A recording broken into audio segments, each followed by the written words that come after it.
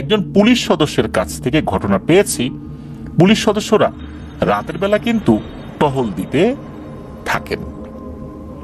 অনেক দুর্গম জায়গাতেও তাদেরকে টহলের কাজে যেতে হয়, আর তখন অনেক ধরনের ঘটনাই কিন্তু ঘটতে পারে।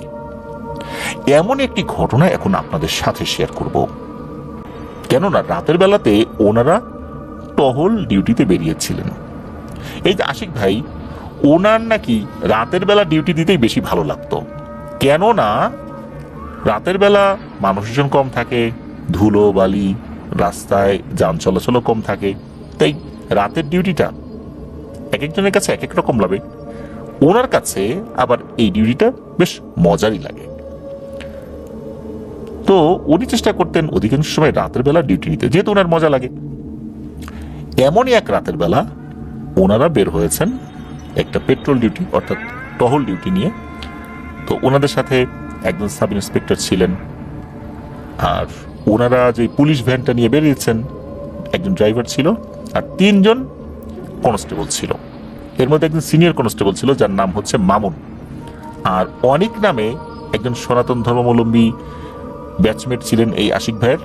তো এই মোট 5 জন ওনারা টহল দেওয়ার জন্য বেরিয়েছেন। তো ঠিক কোন থানা থেকে ওনারা বেরিয়েছিলেন সঙ্গত কারণে সেই থানার নামটা আমরা বলছি না। তো ওনারা তো টহল দিচ্ছেন। রাত 10টার দিকে যিনি পেট্রোল অফিসার উনি গাড়ি থামিয়ে একটি খাবার হোটেলের সামনে গাড়িটা দাঁড় করান। তারপর ওনারা সবাই মিলে রাতের খাবার সেরে নেন। এরপর রাত 11টার দিকে আবার ওনারা গাড়িটা চালানো শুরু করলেন। পুরো একটা পথের দীর্ঘ জায়গায় তো ওনাদেরকে ডিউটি দিতে হবে, বিভিন্ন জায়গায় বসে থাকতে হয়, বিভিন্ন জায়গায় নির্দিষ্ট সময় অবজার্ভ করতে হয়। এজন্য এই ব্যাপারগুলো যারা আসলে ডিউটি করেন তারা বুঝতে পারবেন যে এক পাশ থেকে ও পাশ সোজা চলে গেল বিষয়টা এরকম না। জায়গায় জায়গায় কিছু কিছু সময় তাদেরকে কাটাতে হয়। অনেক সময় রাস্তার পাশের দোকানে গাড়ি রেখে গল্প গুজব করতে হয়, এটাই তাদের ডিউটির একটা অংশ। তো এমনই একটা জায়গায় ওনারা গাড়ি দাঁড় করিয়ে চা খাচ্ছিলেন, ছোট্ট একটা চায়ের দোকান। আর তখন অবশ্য যিনি পেট্রোল অফিসার এবং ড্রাইভার গাড়ির, ওনারা গাড়ি থেকে নামেন নাই। এর মধ্যে হঠাৎ করে বৃষ্টি পড়া শুরু হয়েছে। বৃষ্টি খুব জোরে না, আবার আসতেও না। তখন আকাশের অবস্থা একদম কালো হয়ে গেছে, মাঝে মাঝে বিজলিও চমকাচ্ছিল। তখন রাস্তা আলোকিত হয়ে উঠছিল, ধুলোবালি মুক্ত রাস্তা, ভালোই লাগছিল আশিক ভাইয়ের কাছে। নিজেরা নিজেদের মধ্যে গল্প করছিলেন, চা সিগারেট খাচ্ছিলেন। বৃষ্টি পড়া যখন কমে গেল তখন এই যে দোকানদার যিনি, উনি দোকান বন্ধ করে দেবেন, উনি দোকান বন্ধ করে ওইখান থেকে বিদায় নিলেন। আর ওনারাও ওখান থেকে চলে যাবেন এই চিন্তা করে গাড়িতে উঠে বসেছেন। ওনাদের ডিউটি স্থান ছিল গাজীপুরের জিরানি বাজার। তো ওইখানে রাস্তার পাশে অনেক বড় এক জায়গা নিয়েছিল, বিশাল এক ময়লার স্তূপ। তৎকালীন ওই স্থানে অনেক ছিনতাইয়ের ঘটনা নাকি ঘটেছিল, কারণ ওই জায়গাটা ছিল বেশ ফাঁকা এবং নির্জন। ওনারা মূলত ওইখানকারই একটা দোকানে বসে ছিলেন। রাত তখন প্রায় 1টা বেজে গেছে, টিপ টিপ করে বৃষ্টি পড়ছে, জনমানবহীন রাস্তার এক পাশে ওনারা ডিউটি করছেন। এর মধ্যে হঠাৎ করে ওরা দেখলেন যে এক বৃদ্ধ লোক ওনাদের গাড়ির কাছে একটা লাঠিতে ভর দিয়ে আস্তে আস্তে হেঁটে হেঁটে আসছে। তো তখন গাড়ির পেছন থেকেই তো দেখা যায় সামনের অংশটা, পুলিশের যেই পেট্রোল গাড়ি যেগুলো আছে আর কি, এগুলো তো সামনের দিকটা ফাঁকা থাকে, বোঝা যায় যে সামনে দিয়ে কি আসছে না আসছে। তো ওনারা দেখেছিলেন যে এরকম একজন লোক আসছে। তখন ওই বৃদ্ধটা এসে, যিনি পেট্রোল অফিসার ছিলেন, তার কাছে এসে সালাম দেন, আসসালামু আলাইকুম, বাবারা কেমন আছো তোমরা? তো ওনারাও সালামের উত্তর দেন। তখন পেট্রোল অফিসার বললেন যে কি ব্যাপার চাচা, এই বৃষ্টির ভিতর এত রাত্রে আপনি হাঁটাহাঁটি করছেন, আপনি কি এখানে কোনো দোকানে আসছিলেন, কিছু কিনবেন? তাহলে আমরা আপনাকে সহযোগিতা করি। তখন বৃদ্ধ চাচা বললেন যে না বাবা, আমি এমনি এদিক দিয়ে যাচ্ছিলাম, তোমাদেরকে দেখে একটু এগিয়ে আসলাম। তো গাড়িতে যারা ছিলেন তারা সবাই ভেবেছিলেন এই বৃদ্ধ লোকটি হয়তো পাগল টাগল হবে আর কি, নাহলে এই বৃষ্টির রাতে একা একা ঘুরে বেড়াচ্ছে কেন, নাকি আবার পত্র ভুলে বাড়িঘর খুঁজে বেড়াচ্ছে। কিন্তু কথাবার্তা শুনে তো সেরকম মনে হচ্ছে না। সকলকে অবাক করে দিয়ে ওই বৃদ্ধ লোকটি বলে উঠলো, বাবা সামনের রাস্তায় দেখলাম একটা মানুষের লাশ পড়ে আছে, তোমরা তাড়াতাড়ি গিয়ে লাশটাকে উদ্ধার করো। এ কথা শুনে ওনারা তো অবাক, পাল্টা প্রশ্ন তো করতেই হবে যেহেতু ওনারা পুলিশ। তখন বৃদ্ধকে ওনারা প্রশ্ন করেন যে মানুষের লাশ পড়ে আছে মানে? তখন বৃদ্ধটি উত্তর দিল, না বাবা, মানে সামনের যেই ল্যাম্পপোস্টটা আছে ওখানে একটা মাঝ বয়সী ছেলেকে দেখলাম, দেখে মনে হলো মৃত। এ কথা বলেই ওই বৃদ্ধটা খুব দ্রুত হাঁটা শুরু করলো। তাকে পেছন থেকে অনেকবার ডাকার পরও সে আর পেছন দিকে তাকালোই না। এখন বৃদ্ধের মুখে কথাগুলো শুনে ওনারা তো চিন্তায় পড়ে গেলেন। সঙ্গে সঙ্গে সিদ্ধান্ত নেওয়া হলো যে ওই দিকটাতে ওনারা যাবেন। কিন্তু এই যে পেট্রোল অফিসার, উনি বলছেন যে লোকটা মনে হচ্ছে পাগল, আর পাগল না হলে মনে হয় নেশাগ্রস্ত, না হলে এরকম কথা বলে নাকি, রাতের বেলা এইভাবে বৃষ্টির মধ্যে হাঁটাহাঁটি করে নাকি। তারপরও উনি বলছেন যে এখানে তো অনেকক্ষণই আছেই, চলো সামনের দিকে যাই, দেখি কি আছে। এই বলে ড্রাইভারকে নির্দেশ দিলেন যে সামনের দিকে গাড়িটা এগিয়ে নিতে। ওনারা গাড়ি সামনের দিকে এগিয়ে নিয়ে ওই যে যেই স্থান যেটার কথা ওই বৃদ্ধ লোকটি বলেছিল ওখানে যান, কিন্তু ওখানে যাওয়ার পর কাউকেই ওনারা দেখেননি। তখন পেট্রোল অফিসার বললেন সবাইকে যে দেখলা, এই লোকটা আসলেই পাগল, এখানে কি কেউ আছে? কেউ তো নাই। তো তখন আবার কি হয়েছে, এই যে সিনিয়র কনস্টেবল মামুন ভাই, উনি বলে উঠলেন যে স্যার আমি একটু জল বিয়োগ করবো, আর গাড়ি থেকে একটু নামি। তখন পেট্রোল অফিসার বললেন ঠিক আছে নামো, তাড়াতাড়ি চলে এসো। তো উনি গাড়ি থেকে নেমে ওই রাস্তার পাশেই একটা ঝোপের মতো আছে ওই দিকটাতে গিয়েছে। সবাই তার জন্য অপেক্ষা করছে, কিন্তু 10 মিনিট হয়ে গেল, 15 মিনিট হয়ে গেল, এই সিনিয়র কনস্টেবল মামুন আর আসে না। তখন পেট্রোল অফিসার যিনি, উনি বলছেন যে কি ব্যাপার, এই ছেলেটা গেল এখনো আসছে না, ঘটনাটা কি, কোনো বিপদ টিপদ হলো না তো? তখন এই যে আশিক ভাইয়ের যিনি ব্যাচমেট অনিক, সে আবার এই সিনিয়র কনস্টেবল মামুনকে ডাকতে গেছে। অবাক করা বিষয় হলো সে যাওয়ার পরও সে আর ফিরছে না। কি এক মুসিবত, পেছনে ডিউটি করার মতো একটা লোকও নাই। এখন তিনজনই, 2জন তো চলে গেছে, এখন আর একজন আবার যাবে এই 2জনকে খোঁজার জন্য। এটা একটা সমস্যা না? তখন গাড়িতে পেট্রোল অফিসার এবং ড্রাইভার ছাড়া কেউ থাকবে না, কিন্তু যেতে তো হবেই। এই জন্য ওই যে পেট্রোল অফিসার উনি বলছেন যে এই আশিক যাও তো, দেখো তো ওরা কি করে। এখন তো গাড়িতে কেউই নেই, কোনো কনস্টেবল নেই। এই আশিক ভাই যখন উনি গিয়েছেন ওই দিকটাতে যে কি হলো, অন্য 2জনের এতক্ষণে আসে না কেন, তখন উনি যেটা দেখেন সেটা দেখার জন্য উনি মোটেও প্রস্তুত ছিলেন না। উনি দেখেন সিনিয়র কনস্টেবল মামুন ভাই আর কনস্টেবল অনিক 2জনেই ঝোপের পাশে রক্তাক্ত এবং কাদা শরীরে লেগে আছে, এমন অবস্থায় অচেতন হয়ে পড়ে আছে। বিশেষ করে এই যে যেই সিনিয়র কনস্টেবল মামুন, তিনি মূলত রক্তাক্ত। সবচেয়ে বড় ধাক্কাটা যেটা এই আশিক ভাই খেয়েছিলেন সেটা হচ্ছে যে ইনাদের সামনেই একটা লাশ পড়ে আছে। লাশটার অবস্থা খুবই খারাপ, অনেক জায়গায় মাংসের কোনো অস্তিত্বই নাই, শুধু হাড় দেখা যাচ্ছে। মুখমণ্ডলের অবস্থা খুবই খারাপ, মনে হচ্ছে কেউ খুবলে খুবলে খেয়ে নিয়েছে, নাড়িভুড়ি বের হয়ে আছে। আর কি বিশ্রী গন্ধ, এমন বিশ্রী গন্ধ, আসলে এত গন্ধ আসলে সহ্য করা যাচ্ছিল না।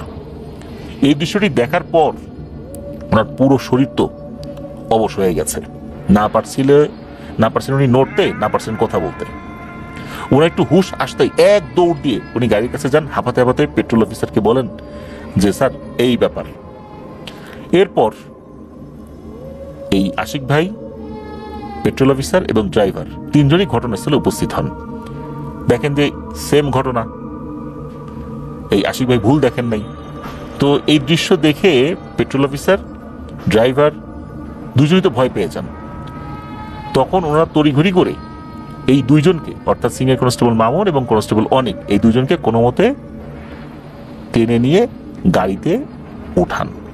তখন দ্রুত থানায় কল দেওয়া হয় যেন আর একটা গাড়ি দ্রুত ফোর্স সহ চলে আসে এবং সাথে একটা ডোমকেও নিয়ে আসে, কারণ লাশটা তো নিয়ে যেতে হবে। গাড়িতে যারা ছিলেন, পেট্রোল অফিসার, ড্রাইভার এবং আশিক ভাই, ওনারা তো সবাই মিলে চেষ্টা করছিলেন এই কনস্টেবল অনিক আর সিনিয়র কনস্টেবল মামুনের জ্ঞান ফেরানোর জন্য, কিন্তু কোনোভাবেই জ্ঞান ফেরাতে পারছিলেন না। তাই অতি দ্রুত তাদেরকে নিকটস্থ হসপিটালে নেয়ার বন্দোবস্ত তারা করলেন। রাত তখন 2টোরও বেশি বাজে। বেশ কিছুক্ষণ পর অতিরিক্ত পুলিশ ফোর্স চলে আসলো সবাই মিলে ওই অর্ধগলিত লাশটিকে ওই কাভার্ড ভ্যানে তুলে থানায় নিয়ে যান। এই সব কাজ শেষ করতে করতে প্রায় ফজরের আজানের সময় হয়ে গিয়েছিল। তো যাই হোক, এই যে দুইজনকে তো হসপিটালে নিয়ে যাওয়া হয়। সকালবেলা যখন ওখানে এই আশিক ভাই যান, দেখা গেল এই দুজন ঘুমাচ্ছে, কিন্তু তাদের শরীরে 103 ডিগ্রি জ্বর, স্যালাইনও দেয়া আছে। বেশ কিছুক্ষণ পর তাদের ঘুম ভাঙে। এরপর এই পেট্রোল অফিসার যিনি ওই রাত্রে ছিলেন, তিনি এই মামুন ভাইকে জিজ্ঞেস করেন, এই মামুন বলো তো রাত্রে কি হয়েছিল। তখন মামুন ভাই একটা ভয়ঙ্কর ঘটনা বলেন। মামুন ভাই বলেন যে তিনি যখন ওই ঝোপটার কাছে জল বিয়োগ করতে গিয়েছিলেন, যাওয়ার সাথে সাথে ওনার নাকে ভয়ঙ্কর মাংস পচা গন্ধ আসে। উনি ভাবলেন যে হয়তোবা ঝোপঝাড়, এখানে কোনো কুকুর বিড়াল এই টাইপের কোনো প্রাণী মরে পচে আছে, তাই উনি আরেকটু সামনের দিকে গিয়েছেন। তো উনি জল বিয়োগ করেছেন। জল বিয়োগ করে উনি ফিরেছেন উল্টো দিকে, রাস্তার দিকে ঘুরে আসবেন, এমন সময় কটমট কটমট করে কিছু খাওয়ার শব্দ শুনতে পান। ভালো করে তখন ঝোপটার দিকে তাকিয়েছেন, বিশেষ করে ঝোপটার উত্তর পাশে তাকিয়েছেন। তখন দেখতে পান দুটো বড় বড় কুকুরের মতো প্রাণী কি যেন খাচ্ছে। এটা দেখে ওনার কেমন যেন একটু সন্দেহ লাগে। উনি একটু সামনে গিয়েছেন, যাওয়ার পর যেটা দেখেন সেটা আসলে উনি প্রত্যাশাই করেন নাই এমন জিনিস দেখবেন। উনি দেখলেন যে ওই দুটো কুকুর একটা মানুষের লাশ খাচ্ছে, আর ওই প্রাণীগুলোকে কুকুর বললেও ভুল হবে, সাধারণ কুকুর থেকেও 3 গুণ বড়, আর চোখগুলো দিয়ে মনে হচ্ছে আগুন বের হয়ে আসছে।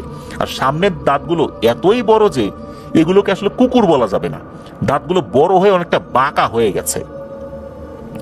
তো এই মামুন ভাই সাহস না হারিয়ে উনি হুসহুস শব্দ করছেন ওই কুকুরগুলোকে তাড়ানোর জন্য।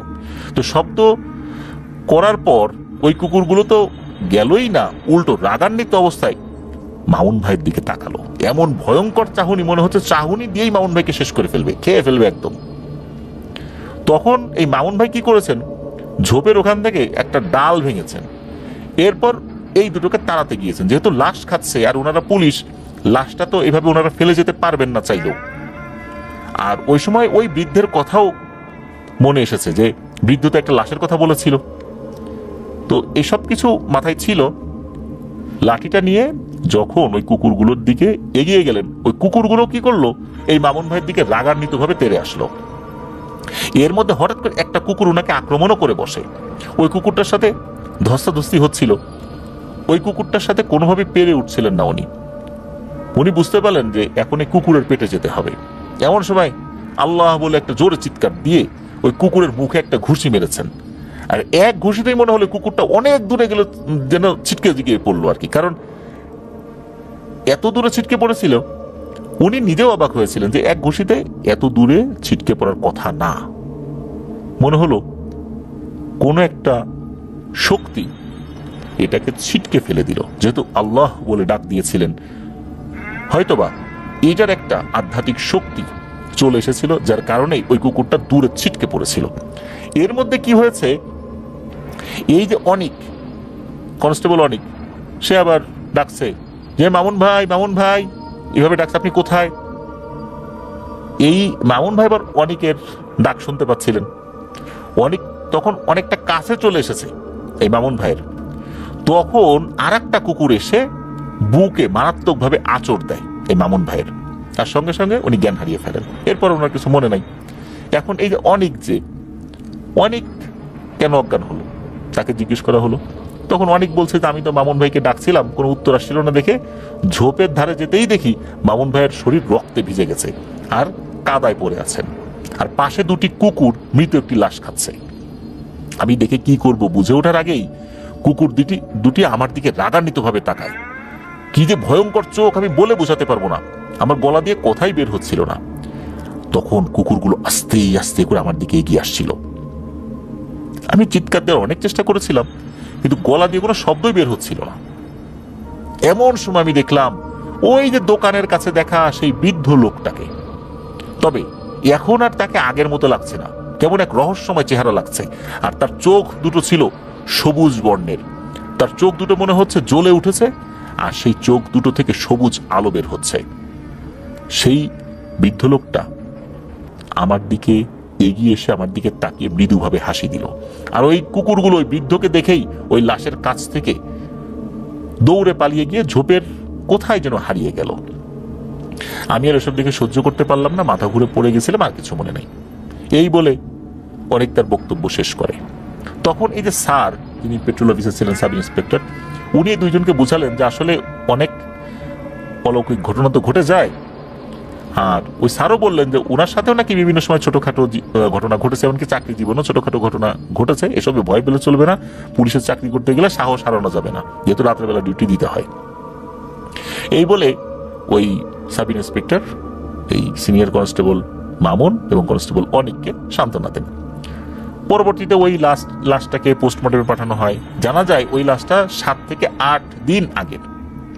অনেক খোঁজ করেও এই লাশটির কোনো সন্ধান, বিশেষ করে এই লাশটির পরিচয় আর কি, এই পরিচয়টা পাওয়া যায়নি। লাশটির মুখের কোনো অস্তিত্বই ছিল না, অনেক জায়গায় মাংস এমনকি হাড়ও ছিল না। এরপর বেওয়ারিশ হিসাবে স্থানীয় হুজুরের মাধ্যমে লাশটিকে দাফন করা হয়। মনে হতে পারে এখানেই ঘটনা শেষ। না, ঘটনা কিন্তু এখানে শেষ নয়। এরপরে ঘটনার অন্য একটি অধ্যায় শুরু হলো। এই যে মামুন ভাই আর অনেক, এই দুইজন তো সুস্থ হয়ে গেলেন, আস্তে আস্তে কাজে ফিরলেন, সবকিছু ঠিকঠাক ভাবেই চলছিল। এক রাত্রে এই মামুন ভাই এবং অনেক দুজনই খুব ভয়ঙ্কর একটা স্বপ্ন দেখে, একসাথে একই স্বপ্ন দেখে। স্বপ্ন ছিল এমন যে ওই রাতে দেখা ভয়ঙ্কর দুটি কুকুর খুব রাগান্বিত ভাবে তাদের দিকে ধেয়ে আসছে। এক রাতে তো দেখলোই, সকালবেলা উঠে যখন একে অন্যকে বলেছে, সেও বলেছে যে আমিও তো এই একই স্বপ্ন দেখেছি। প্রায় রাত্রেই এই একই স্বপ্ন অনিক এবং মামুন ভাই দেখত। যখন তারা এই বিষয়টা জানায় আশিক ভাইকে, তখন এই আশিক ভাই আবার সেই কনস্টেবলদের এই বিষয়গুলো ওই রাত্রে যে পেট্রোল অফিসার ছিলেন সেই সাব ইন্সপেক্টর স্যারকে খুলে বলেন। তখন উনি বলেন যে ওনার পরিচিত একজন হুজুর আছে, তার সাথে এই বিষয়ে একটু কথা বলতে হবে। তো তার ফোন নাম্বারটা ছিল ওনার কাছে, তো ফোন নাম্বারটা আশিক ভাইকে দিয়েছেন, সেই হুজুরের সাথে কথাও বলেছেন। পুরান ঢাকায় তার বাসা, তার নাম উল্লেখ করা নিষেধ, এই জন্য উনি বলেন নাই। তখন ওই হুজুর শুক্রবারে দেখা করতে বলেন। যথারীতি শুক্রবারে ওনারা গিয়েছেন। আর এই ঘটনার বিস্তারিত বিবরণ ওই স্যার ফোনে আবার হুজুরকে বলেছিলেন। তারপরও যখন দেখা হয়, ওনারাও এই বিষয়ে বিস্তারিত বলেন, হুজুর কিছু ঝাড়ফুঁক করে দেন এবং উনি বলেন যে 3টা দিন সময় দেন, আমি একটু খোঁজ খবর নেই ঘটনাটা কি হয়েছে, তারপরও আমি হয়তো বা রুকিয়াটা করতে পারবো। কোন পদ্ধতিতে করবো বিষয়টা আমার বুঝতে হবে। 4 দিন পর হুজুর কল করে খুব গম্ভীর গলায় বলেন যে অতি দ্রুত আমার সাথে দেখা করেন, আপনাদের সাথে কথা আছে। এরপর তো ওনারা গেছেন, আশিক ভাইও গেছেন সাথে, ওনাদের দুজনের সাথে। তো হুজুরের চেহারায় খুব চিন্তার একটা ছাপ ওনারা দেখতে পেলেন। ওনাদের কিছু বলে ওঠার আগেই হুজুর বলে ওঠেন যে আপনাদের সামনে তো অনেক বিপদ, আপনারা যে কুকুরের কথা বলছেন এগুলো তো আসলে কুকুর না, এগুলো খুবই নিম্ন শ্রেণীর নরখাদক পিশাচ। এরা খুবই নোংরা প্রকৃতির, এদের শক্তিও অনেক। জিনদের মধ্যে এরা খুবই নিম্ন শ্রেণীর, তাদের কাজে যে বাধা দেয় তাদেরকেই ওরা মেরে ফেলে। আপনাদেরকে সেদিন যে বৃদ্ধটি সাহায্য করেছিল, সেও কোনো বৃদ্ধ ছিল না, সে ছিল একটু ভালো জিন। সে যদি ওই সময় না আসতো, ওই লাশ খাওয়ার পর আপনাদেরকেও খাওয়া শুরু করতে এরা। আল্লাহর রহমতে ওই রাত্রে বেঁচে গেছেন, কিন্তু যেহেতু ওদেরকে বিরক্ত করেছেন, এখন তো ওরা আপনাদের পিছু নিয়েছে। এই বলে হুজুর আরো কিছু পরামর্শ দেন, কিছু কাজ করতে বলেন, নিয়ম মেনে চলতে বলেন। তো এইসব বিষয় বলে কিছু ঝাড়ফুঁক করে ওনাদেরকে বিদায় করেন। উনি বলেন যে এটা স্থায়ী সমাধান না, স্থায়ী সমাধান কিভাবে বের করা যায় সেটা আমি চেষ্টা করছি, কয়েকটা দিন সময় দেন আর খুব সাবধানে থাকবেন। এই বলে বিদায় দেন তাদেরকে। তো ওনারাও বাসায় ফেরেন। আসলে প্রচন্ড আতঙ্কগ্রস্ত ওনারা হয়ে পড়েছিলেন, কারণ রাতের বেলাতে বেশি ডিউটি দিতে হয় ওনাদেরকে। এর মধ্যে কি হয়, এই আশিক ভাইয়ের ব্যাচমেট অনিক, সে একটা কাণ্ড করে বসে। সে তো সনাতন ধর্মাবলম্বী, পূজার ছুটিতে সে বাসায় গেছে। তো যেহেতু পূজার ছুটিতে বাসায় গেছে, আরো অনেকেই ছুটিতে বাসায় আসছে, সবাই একসাথে আনন্দ করেছে। হঠাৎ করে কি হয়েছে, এই অনেক এই আশিক ভাইকে ফোন করেছে।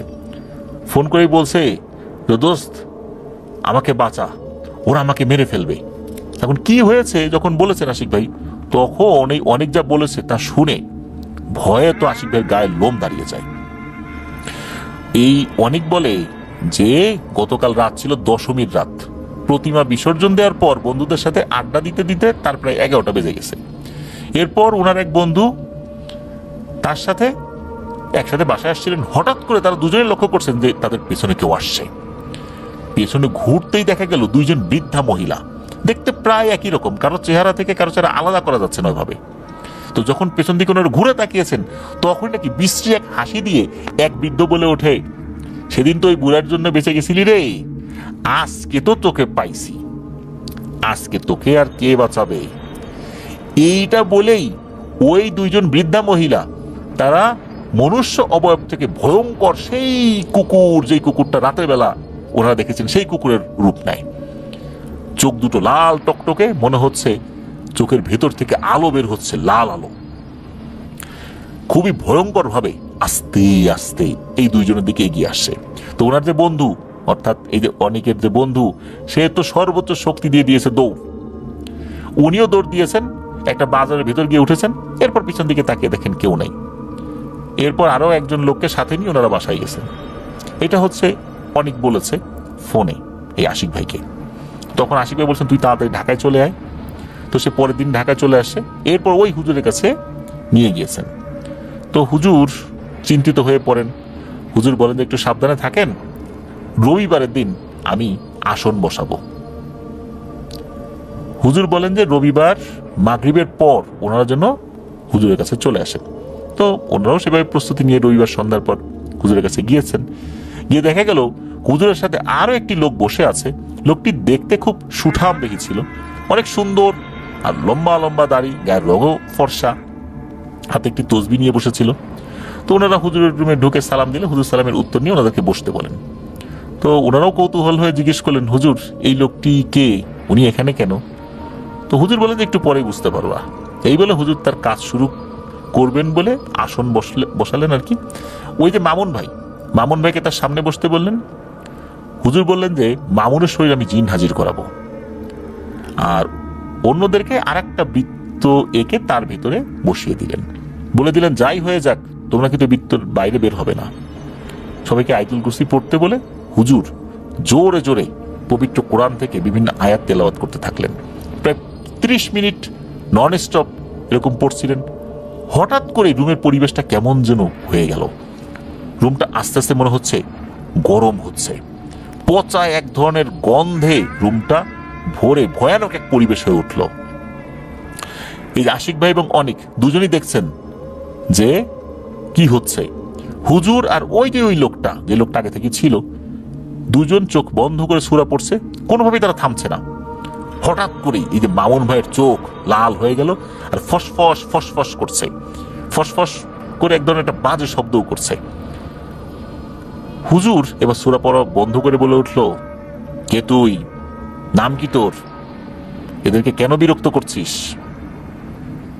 কিন্তু এই জিনটা কোনো উত্তর দিচ্ছে না, শুধু ফসফস ফসফস করেই যাচ্ছে।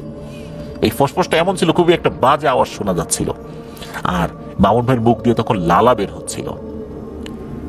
এই সময় সেই লোকটি মামুন ভাইয়ের শরীরে, অর্থাৎ ওই হুজুরের পাশে যে লোকটি বসেছিল, সেই লোকটি মামুন ভাইয়ের শরীরে একটা বোতল থেকে পানি বের করে ছিটিয়ে দিতেই মামুন ভাইয়ের শরীরে ভর করা জিনটি এমন ভাবে ছটফট করতে লাগলো, মনে হচ্ছিল মুরগি জবাই করার পর ছেড়ে দিলে যেভাবে ছটফট করে ওইভাবে করছে। তখন সেই লোকটি বলে উঠল, কেন এদের ক্ষতি করতে চাইছিস, তোর কি ক্ষতি করেছে এরা? তখন ওই জিনটা বলে ওঠে, ওদের সাথে আমার পুরনো হিসাব আছে, ওরা আমার শিকারকে খেতে দেয় নাই। তখন হুজুর অনেকভাবেই জিনটাকে চলে যেতে বলে, কিন্তু জিন যাবে না। জিন উত্তর দেয় যে ওদের সাথে পুরনো হিসাব নিকাশ আছে, এত সহজে তো যাব না। তখন হুজুর একটি বোতল বের করে পবিত্র কোরআন থেকে কিছু আয়াত তেলাওয়াত করে যখন ওই বোতলের ভিতরে ফু দিয়েছেন, তখনই হয়েছে কি, মামুন ভাই অজ্ঞান হয়ে পড়ে গেছেন, আর হুজুরও বোতলের মুখটা বন্ধ করে দিয়েছেন। তখন হুজুর বললেন যে আলহামদুলিল্লাহ, এটাকে বন্দি করে ফেলেছি। এরপর মূলত ওই আসনের কাজটা শেষ হয়। হুজুর বললেন যে তোমাদের সমস্যার সমাধান হয়েছে, কিন্তু 2 মাস গরুর মাংস, ইলিশ মাছ এই ধরনের জিনিসগুলো খাবা না। হুজুরকে ওনারা হাদিয়া দিতে চাইলে হুজুর সেটা নেন না। উনি বলেন যে আমি এই কাজ সম্পূর্ণ বিনামূল্যে করে থাকি আল্লাহ পাকের সন্তুষ্টির জন্য, তোমরা দোয়া করো। এরপর ওই লোকটি কে ছিল, এটা যেহেতু ওনারা পুলিশের লোক, একটু তো কৌতূহল হবেই। এটা হুজুরকে আবারও জিজ্ঞেস করেছিলেন। হুজুর বলেন যে এই বিষয়ে কোনো প্রশ্ন করো না, সব প্রশ্নের উত্তর হয় না, আমি এই বিষয়ে কিছু বলতে পারবো না। এই পৃথিবীর সবকিছুই যে জানতে হবে এমন কোনো কথা নাই, কিছু জিনিস অজানা থাকাই ভালো। এরকম রহস্যময় উত্তর হুজুর দিয়েছিলেন। আলহামদুলিল্লাহ এরপর থেকে আর কোনো সমস্যা হয়নি। এখন ওই বোতলের ভিতর কি একটা জিন ঢুকেছিল না 2টা জিন ঢুকেছিল এটা আসলে বোঝা যায় নাই, তবে এরপর থেকে আর কোনো সমস্যা হয়নি আলহামদুলিল্লাহ। প্রিয় লিসেনার্স, আমাদের মধ্যে যারা পুলিশ সদস্যরা রয়েছেন, এছাড়া আর্মি, বিজিবি, এরকম অনেকেই রয়েছেন যারা রাতের বেলা বিভিন্ন পোস্টে ডিউটি করেন। ওনাদের সাথেও অনেক ঘটনা ঘটে থাকে।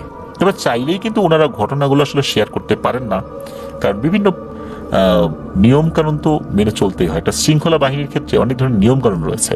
সাধারণ মানুষ চাইলেই অনেক কিছু বলতে পারেন, করতে পারেন।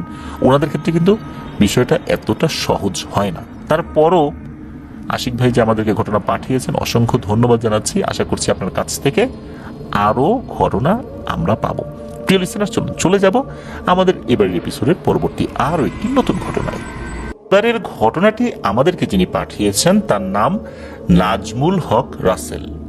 ওনার বাড়ি কিশোরগঞ্জ জেলার তারাইল উপজেলার জাওয়ার ইউনিয়নের ছনাটি গ্রামে। চলুন আমাদের থার্সডে নাইটের 160তম এপিসোডের এই ঘটনাটি শুনে আসি। তো ঘটনাটি যখন ঘটেছে সময়কাল 2009 সাল। উনি তখন ক্লাস 4-এ পড়েন, অর্ধবার্ষিক পরীক্ষা উনি দিয়েছেন। ওই সময় হয় কি, বিভিন্ন কওমি মাদ্রাসাগুলোতে ভর্তি শুরু হয়েছে। এখানে একটা বিষয় বলে রাখা ভালো, কওমি মাদ্রাসাগুলোতে ভর্তির যে সময়কালটা, এটা কিন্তু আমাদের গতানুগতিক স্কুল কলেজগুলোর যে ভর্তির সময় এটার সাথে বেশ পার্থক্য রয়েছে। কারণ হচ্ছে রোজার ঈদের পরে যে শাওয়াল মাস শুরু হয়, এই শাওয়াল মাস থেকে সাধারণত ভর্তিটা শুরু হয় কওমি মাদ্রাসাগুলোতে।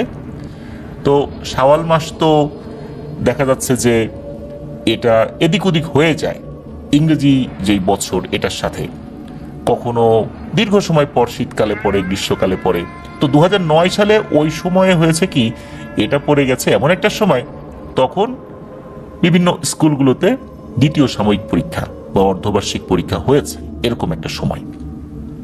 এখন অনেকেই মাদ্রাসায় ভর্তি হচ্ছে। তো ওনার কিন্তু ছোটবেলা থেকে ইচ্ছা ছিল মাদ্রাসায় উনি পড়বেন। মাদ্রাসার বাচ্চাদের আসা যাওয়া, চালচলন, কথাবার্তা এটা ওনাকে খুব টানতো। তো উনি মাদ্রাসায় ভর্তি হওয়ার জন্য বাড়িতে কান্নাকাটি শুরু করে দিয়েছেন। বাড়ির লোকজন শুরুতে তাকে মাদ্রাসায় ভর্তি করাতে আগ্রহী না হলেও পরবর্তীতে ছেলে মাদ্রাসায় পড়তে চাচ্ছে, পিতামাতা যদি এটা না করেন বিষয়টা কেমন দেখা যায়। তো ওনার আগ্রহ দেখেই পরিবার থেকে স্থানীয় একটি মাদ্রাসায় ভর্তি করে দেওয়া হয়। মাদ্রাসাটির নাম উল্লেখ করেন নাই, ওটা খুবই একটি ঐতিহ্যবাহী মাদ্রাসা ওনাদের এলাকার। মাদ্রাসাটার অবস্থান কিশোরগঞ্জের তারাইল উপজেলার জাওয়ার ইউনিয়নের পূর্ব জাওয়ার গ্রামে। ওই মাদ্রাসার পেছনেই ছিল একটি বিল। ওই বিলকে সবাই মরার চড়ার বিল বলে। ওই বিলেই নাকি ভয়ঙ্কর একটা জিনের বসবাস রয়েছে। তাকে গ্রামের সবাই মরার চড়ার আবু বলতো। এই মরার চড়া বিল শুষ্ক মৌসুমে শুকিয়ে যায়, ধান চাষ হয়, আর বর্ষার মৌসুমে পানিতে থই থই করে, অনেক মানুষ সেখানে মাছ ধরে। তো মাদ্রাসায় যাওয়ার পর মাদ্রাসার যিনি শিক্ষক রয়েছেন উনি খুব কঠোরভাবে কিছু নির্দেশনা দেন। সবাইকে বলে দেন যে নতুন যারা আসছো তারা খুব সাবধানে এই বিষয়গুলো মেনে চলবা। প্রথমত, রাতের বেলা একা কেউ বাইরে যাবা না, নিশ্চয়ই যাবা তবে সাথে কাউকে নিয়ে যাবা। রাতে বাইরে যদি বের হও তখন কেউ যদি তোমাদেরকে ডাকে এই এদিকে আয় এদিকে আয়, তখন বলবা যে ওস্তাদ বলছে পান খেয়ে যান, মানে ওস্তাদ পান খেয়ে যেতে বলছেন। তো স্থানীয় যে ল্যাঙ্গুয়েজ, আঞ্চলিক ভাষায় ওই হুজুর বলেছেন যে এটা বলবা যে ওস্তাদ বলছে পান খেয়ে যাইতাম, এইটা বলার পর নাকি আর ডাকবে না, মানে হুজুর পান খাওয়ার দাওয়াত দিছে, এটার পরে এটা চুপ হয়ে যাবে আর ডাকবে না। তো এই কথাগুলো হুজুররা বলেছিলেন, কারণ হচ্ছে অনেক স্টুডেন্ট যেহেতু ওখানে পড়ে, রাতের বেলা বাইরে বের হলে তার খুবই পরিচিত কোনো আত্মীয়ের গলা নকল করে বা বেশ ধরে অনেককেই নাকি বাইরে নিয়ে যেত। অনেক স্টুডেন্ট বিপদেও পড়েছে। এই কারণেই ওস্তাদজি সতর্ক করেছিলেন নতুন করে কোনো অনাকাঙ্ক্ষিত ঘটনা যেন না ঘটে। আর প্রতিনিয়তই তো অনেক ছোট ছোট বাচ্চারা এসে ভর্তি হয়। আমাদেরকে যিনি ঘটনা পাঠিয়েছেন নাজমুল হক রাসেল ভাই, উনি তো সময় ছোট ছিলেন, এই কারণে ওনাদেরকেও তো বিষয়টা জানতে হবে। হুজুর এই কারণেই বিষয়গুলো নতুনদেরকে জানিয়েছিলেন। তো মাদ্রাসায় যাওয়ার পর হুজুরের কথা যখন শুনলেন, আরো কিছুটা জানতে তো আগ্রহ হবে, এটাই স্বাভাবিক। গ্রামের একজন মুরব্বীর কাছ থেকে কিছু তথ্য জানলেন এই রাসেল ভাই। ওই মরার চড়ার বিল একটি জিন রয়েছে, এটি নাকি একটা বামন আকৃতির জিনের বেশে থাকে।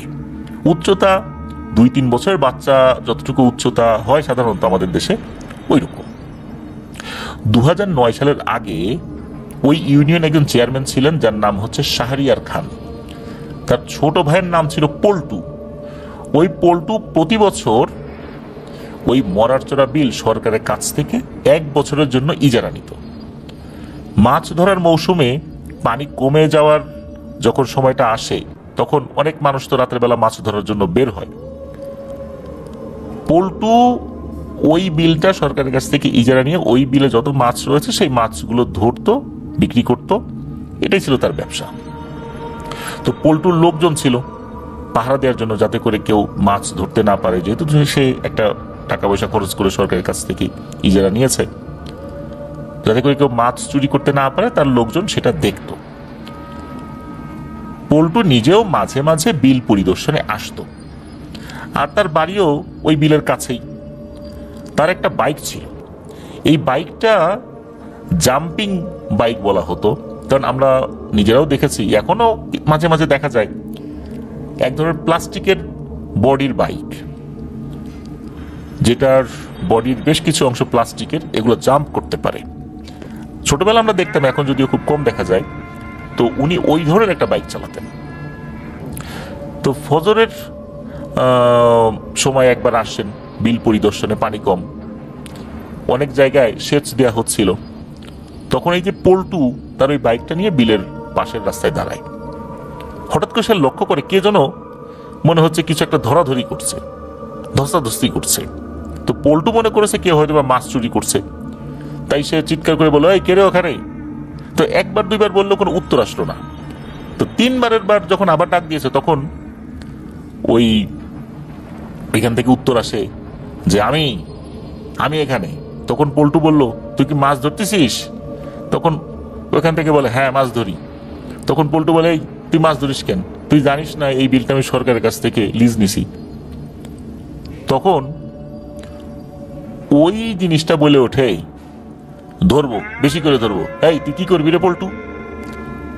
এই কথা শোনার পর স্বাভাবিকভাবে যে কোনো মানুষের মেজাজ তো গরম হবে, কারণ তার ইজারা নেয়া বিল আর একজন মাছ ধরতেছে, আবার তার নাম ধরে ডাকাডাকি করতেছে বেয়াদবের মতো। কারণ পল্টু তো একজন বেশ পূর্ণবয়স্ক মানুষ ছিলেন, আর পল্টু দেখতেছেন এই যে জিনিসটা কথা বলতেছে, এটা 2-3 বছর বয়সী বাচ্চার উচ্চতার সমান।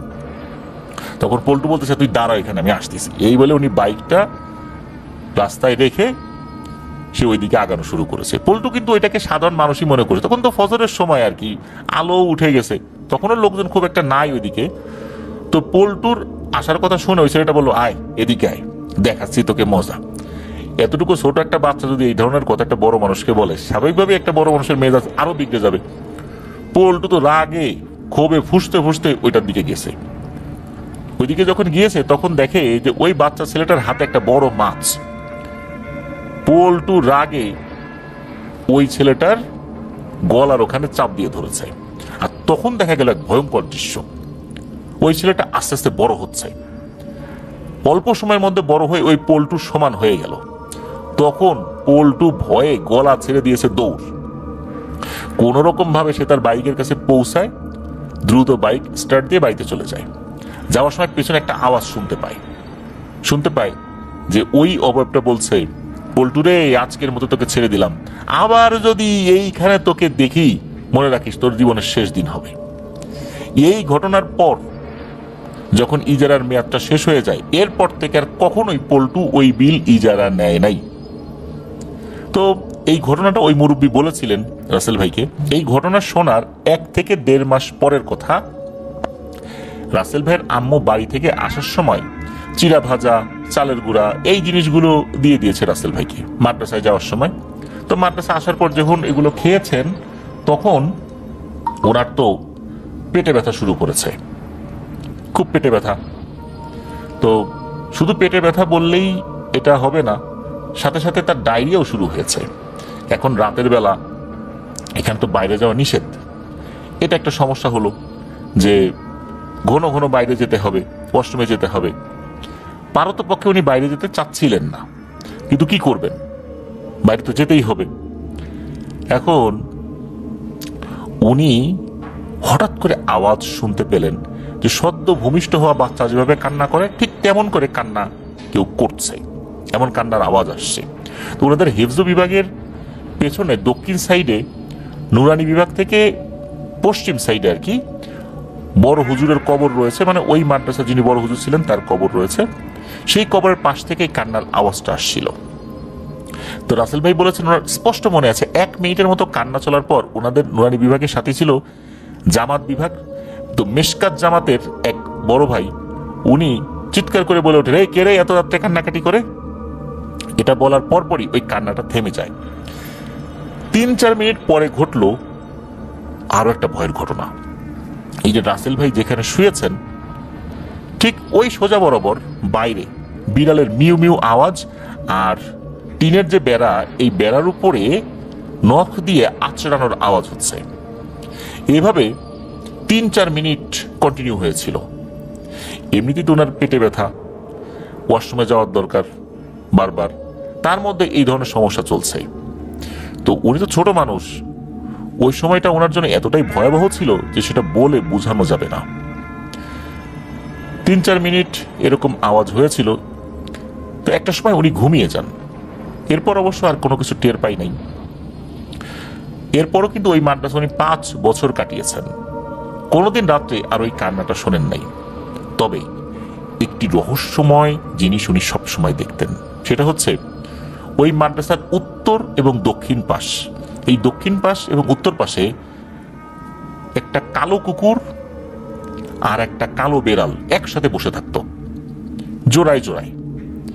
কুকুর বিড়াল কিন্তু একসাথে হলে ঘেউ ঘেউ করে, বিড়ালটা রাগে গড়গড় শব্দ করে, কুকুর কামড় দেওয়ার চেষ্টা করে। কিন্তু এই কুকুর বিড়াল দুটো একসাথে বসে থাকতো, উত্তর দিকেও এক জোড়া, দক্ষিণ দিকেও এক জোড়া।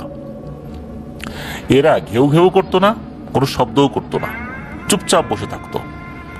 তবে শুধু এশার নামাজের পর কিছু সময় দেখা যেত। দিনের বেলায় বা সন্ধ্যার পর কখনোই এই কুকুর বিড়াল দুটোকে দেখা যেত না। এই 2 জোড়া কুকুর বিড়াল সব সময় একসাথে বসে থাকতো, দুটো দক্ষিণ পাশে, দুটো উত্তর পাশে।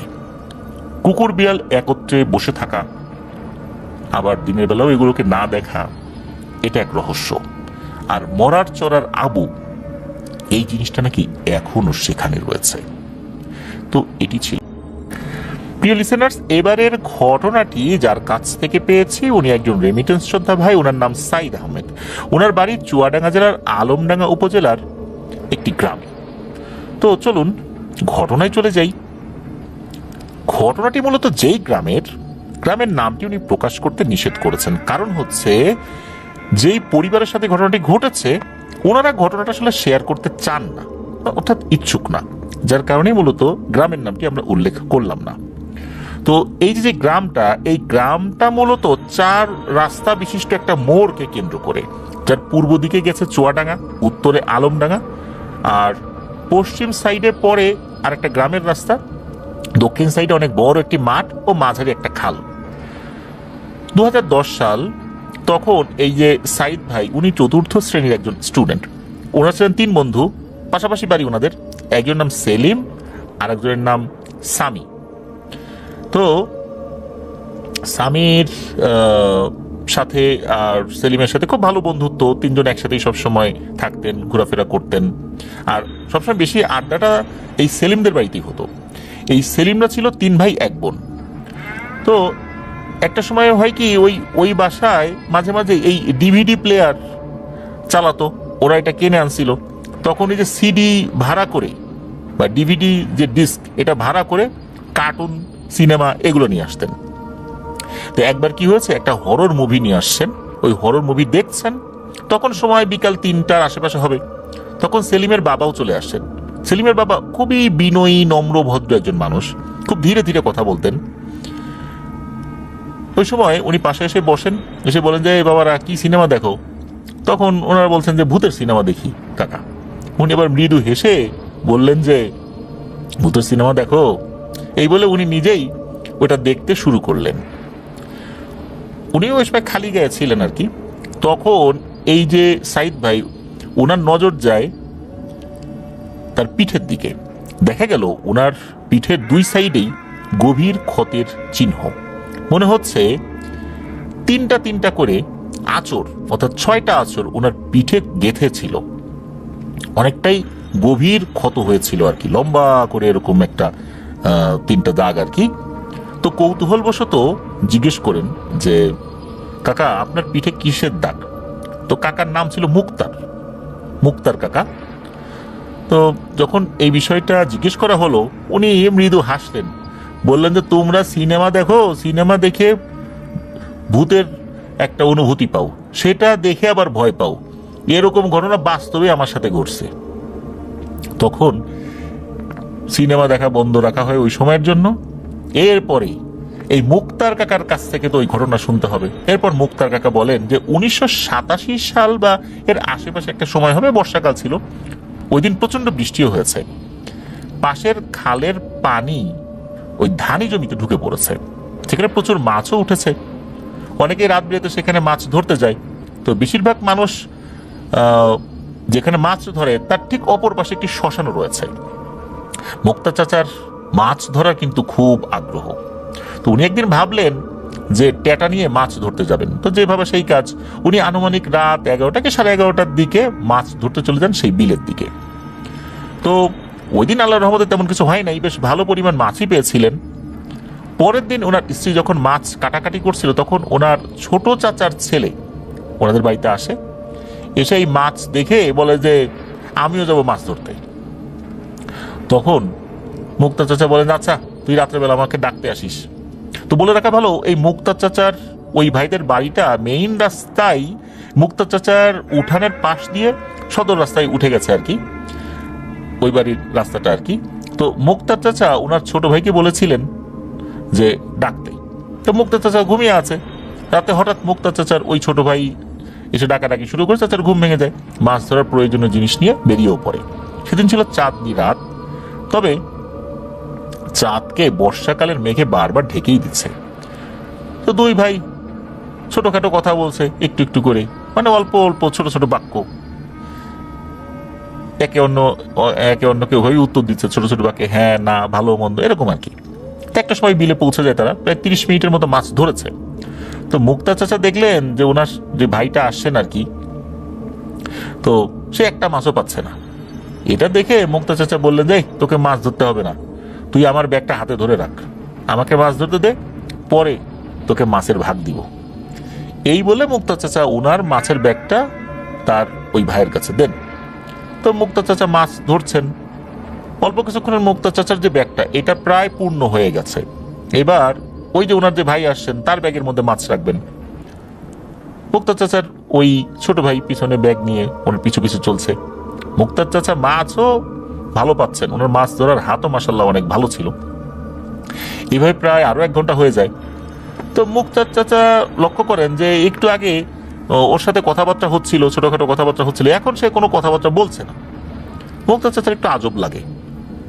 এর কিছুক্ষণ পর উনি একটা চপ চপ চপ চপ শব্দ শুনতে পান, মনে হচ্ছে কেউ কিছু খাচ্ছে। এটা শুনে উনি ধীরে ধীরে পেছনের দিকে তাকান। তাকিয়ে উনি যেটা দেখতে পান সেটা ছিল খুবই ভয়ঙ্কর। উনি দেখতে পান পুরো লোমে আবৃত একটি মানুষের মতো অবয়ব, হাত পা আছে, কুঁজো হয়ে নুয়ে পড়েছে, যার পুরো শরীর কুচকুচে কালো, মানে লোমগুলো এত কালো যে হালকা চাঁদের আলোতে কালি, মানে একটা কালো রঙের একটা ঝলক থাকে না, যদি কালো রঙের উপরে আলো পড়ে চকচক করে ওঠে, ওই রকম ঝলকানি দিচ্ছে। চাঁদের আলোতে উনি আরো দেখতে পান ওই অবয়বের একটি চোখ, আর মুখটা কেমন যেন, মুখটা সুচালো। কিছু কিছু কুকুর থাকে না, গ্রে হাউন্ড প্রজাতির, মুখগুলো খুব সুচালো, ওই রকম। আর এর দাঁতগুলো মনে হচ্ছে কালচে বর্ণের, কিন্তু চোখ একটা। ওই অবয়বটা মনে সুখে মাছ খাচ্ছে, মনে হচ্ছে ব্যাগের ভিতরে মুখ ঢুকিয়ে দিচ্ছে। তাকে যে দেখছে এই মুক্তার চাচা, এটাও তার খেয়াল নাই। মুক্তার চাচা এটা দেখে তো প্রচন্ড ভয় পেয়েছেন। উনি চিন্তা করছেন যে নিশ্চয়ই তার এই ছোট ভাইকে এই অবয়বটা কোনো ক্ষতি করেছে, আর তাকে ক্ষতি করে সে পিছু নিয়েছে তার। ওনার প্রচন্ড রাগ উঠে যায়, ভয়ের থেকে এখন রাগ হয়ে গেছে বেশি। উনি ধীরে ধীরে এগিয়ে যান ওই অবয়বটার দিকে। হাতে যে ট্যাটাটা ছিল সজোরে ওইটার বুকে আঘাত করে দিয়েছেন এক দৌড়, এক দৌড়ে বাড়িতে। প্রতিমধ্যে আর কোনো সমস্যা হয় নাই। বাড়িতে এসেই উনি ওনার ছোট ভাইয়ের বাড়িতে চলে যান, ডাকাডাকি শুরু করেন। এক পর্যায়ে ওই ছোট ভাইয়ের স্ত্রী বেরিয়ে আসে ঘর থেকে। তখন জিজ্ঞেস করলে বলা হয় যে আরে সে তো এখন বাড়িতেই আছে। রাতের বেলা হঠাৎ করেই তার খুব বমি হচ্ছিল, এরপর সে আর বাইরে বের হয় নাই, ঘুমিয়ে যায়। এরপর তো সে আর ওঠে নাই, সে তো ঘরেই আছে। মুক্তার চাচা তেমন কিছু বলেন না ওই রাত্রে। বাড়িতে এসে গোসল করে শুয়ে পড়ার ভাবতে থাকেন যে কি হলো, হঠাৎ করে সুস্থ মানুষটার বমি হলো, নিশ্চয়ই এখানে অন্য কোনো ব্যাপার রয়েছে। পরের দিন সকালবেলা ওই ছোট ভাইয়ের বাড়িতে উনি আবার গিয়েছেন এবং ছোট ভাইকে রাতের ওই ঘটনাটা পুরোটা খুলে বলেন।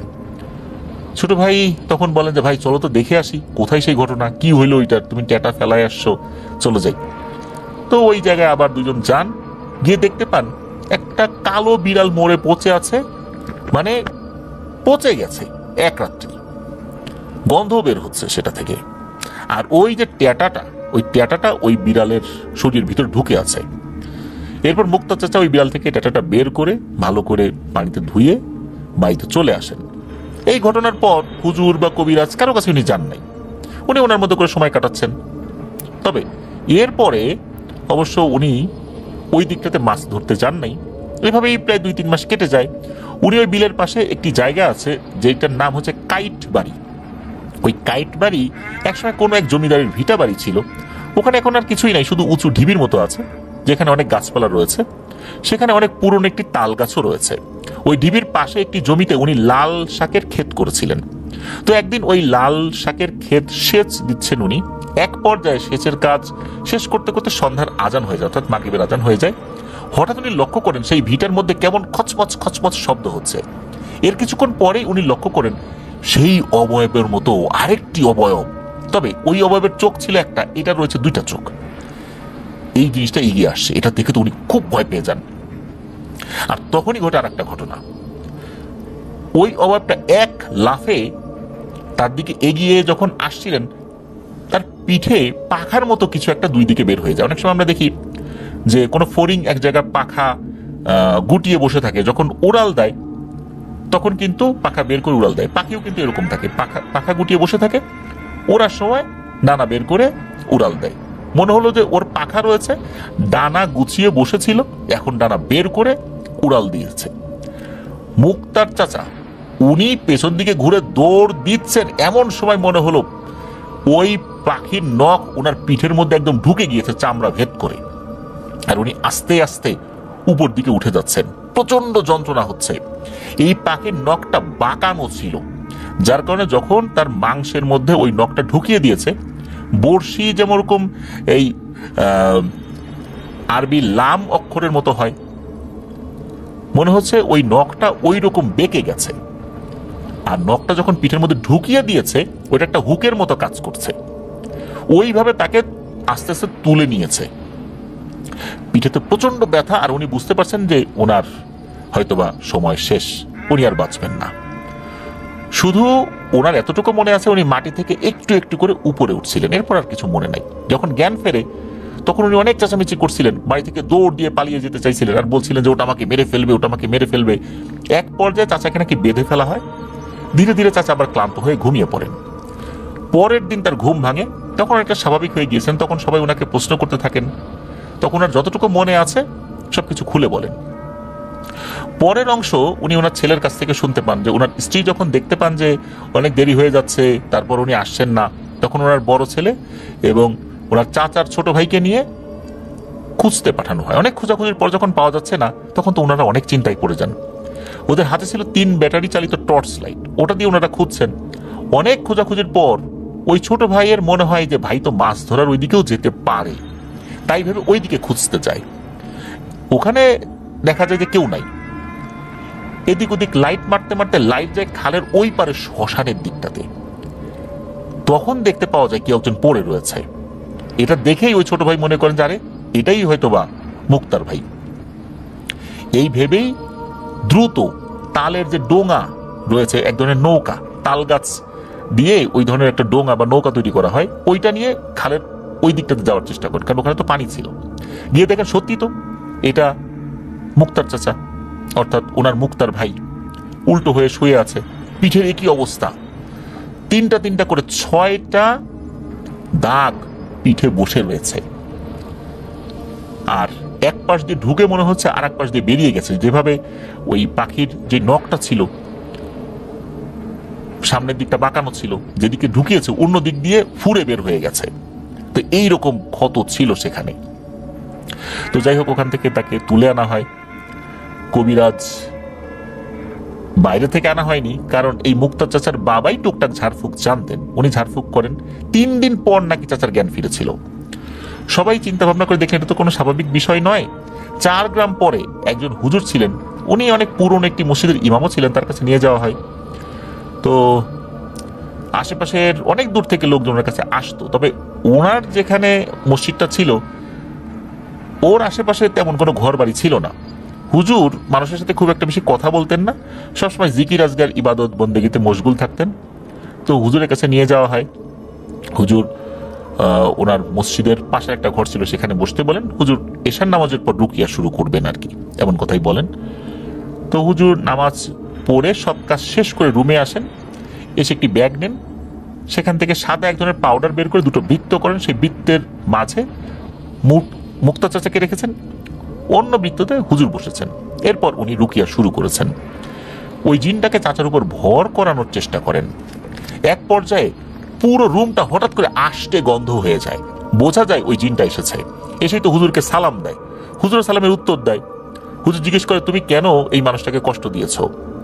এটা জিজ্ঞেস করতে জিনটা হু হু করে কেঁদে ফেলে, বলতে থাকে আমরা 2 ভাই, আমরা বিলের আশেপাশেই থাকি, আমরা সাধারণত মাছ খাই, পারতপক্ষে কারো ক্ষতি টতি করি না। এই মুক্তার অনেক ভালো মাছ ধরতে পারে, তা আমার ছোট ভাই মাছের লোভ সামলাতে পারে নাই, সে ওর আর এক চাচাতো ভাইয়ের রূপ ধরে ওকে ডেকে নিয়ে আসে, আর সে মাছ খাচ্ছে।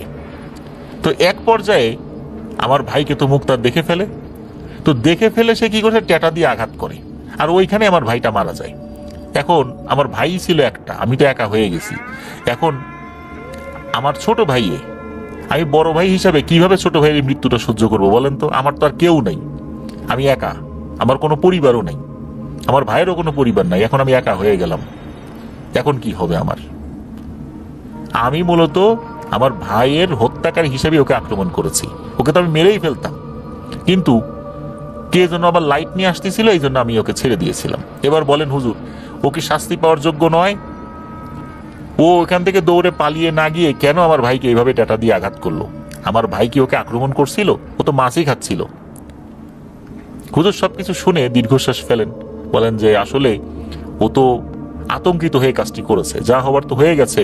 তোমার ভাইয়ের হায়াত আল্লাহ তাআলা ওইটুকুই দেখেছিলেন, তোমার আর বিচার করার দরকার নাই। ওর অপরাধ যদি আল্লাহ মনে করেন তাহলে ওকে শাস্তি দিবেন, তুমি ওকে ক্ষমা করে দিও। এটা শুনে ওই জিনটা কাঁদতে থাকে এবং বলে যে ওকে কি ক্ষমা করা উচিত, আমাকে বলেন, আমার তো ইচ্ছা করছে ওকে মেরেই ফেলবো। তখন হুজুর অনেক অনুরোধ করতে থাকেন, তখন ওই জিনটাও রাজি হয় না, যেতে রাজি হচ্ছে না। আবার হুজুর এই জিনটাকে শাস্তি দিতে পারছিলেন না, কারণ তাকে শাস্তি দেওয়াটাও হুজুরের কাছে অন্যায় বলে মনে হচ্ছে।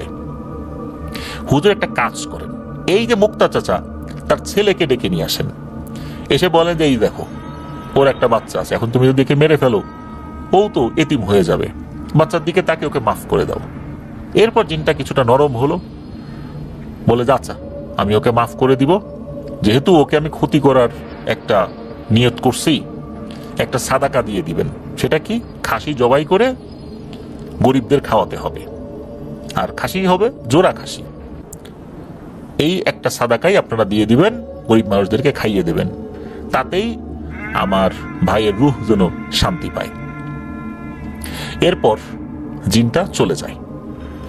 সেই অনুযায়ী কাজ করা হয়, জোড়া খাসি আল্লাহর নামে কুরবানি দিয়ে সেই খাসির মাংস গরিব দুঃখীদের মধ্যে খাইয়ে দেওয়া হয়। এরপর আল্লাহর রহমতে চাচার সাথে আর কোনো সমস্যা হয় নাই, তবে সেই আক্রমণের দাগটা চাচার পিঠে রয়েই যায়। 2016 সালে চাচা স্বাভাবিকভাবেই মারা গিয়েছেন। এটাই ছিল ঘটনা। প্রিয় লিসেনার্স, আসলে ঘটনার আকস্মিকতায় আমরা তো অনেক কাজই করে ফেলি, যেমনটা মুক্তা চাচা করেছিলেন। তবে আল্লাহর রহমতে এই বিপদ থেকে উনি মুক্তি লাভও করেছিলেন। ওই যে প্রিয় লিসেনার্স, এবারের ঘটনাটি আমরা যার কাছ থেকে পেয়েছি তার নাম মোহাম্মদ হাসান মাহমুদ। ওনার বাড়ি শরীয়তপুর জেলার গোসাইরহাট উপজেলার কোদালপুর ইউনিয়নের বালুরচর বাজার নামক গ্রামে। উনি একজন রেমিটেন্স যোদ্ধা ভাই, বর্তমানে রয়েছেন ওমানের মাস্কাটের আল বারকা নামক এলাকায়। এটি আমাদের চ্যানেলে পাঠানো ওনার প্রথম ঘটনা। তো ঘটনাটি মূলত ওনার ছোট ভাই খোরশেদ এবং ওনার মামা দুঃসম্পর্কের মামা, যার নাম হচ্ছে মানিক, ওনাদের সাথে ঘটে যাওয়া ঘটনা। ঘটনাটি ওনার নিজ বাড়িতেই ঘটেছে। তো বাড়ির বর্ণনাটা আমরা একটু দেই, তাহলে লিসেনারদের বুঝতেও সুবিধা হবে। ওনাদের বাড়িটা মেইন রাস্তার পাশে, ওনাদের বাড়ির পেছনে রয়েছে মেইন রাস্তা, আর ওনাদের বাড়ির সামনে রয়েছে একটি নদী, সেটা তেমন বড় না আবার খুব ছোটও না। ওনাদের বাড়ি থেকে 10 থেকে 15 গজ গেলেই মূলত ওই নদীটা পড়ে যায়। নদীর পাড়েই রয়েছে একটি বাঁশঝাড়, তার থেকে একটু দূরে আরেকটি বাঁশঝাড় রয়েছে। অবশ্য ওই বাঁশঝাড়টা পাশের বাড়ির আর কি। তো চলুন ঘটনায় যাই। ঘটনার সময়কাল 2013 বা 14 সাল হবে। তখন মরিচ পেকে যাওয়ার সিজন ছিল। তো পাকা মরিচেরও কিন্তু একটা বাজার রয়েছে। আমরা সবসময় কাঁচা মরিচ যেটা দেখি সেটা তো আছেই, মরিচ কিন্তু অনেক সময় পাকানোর জন্য রেখে দেওয়া হয়।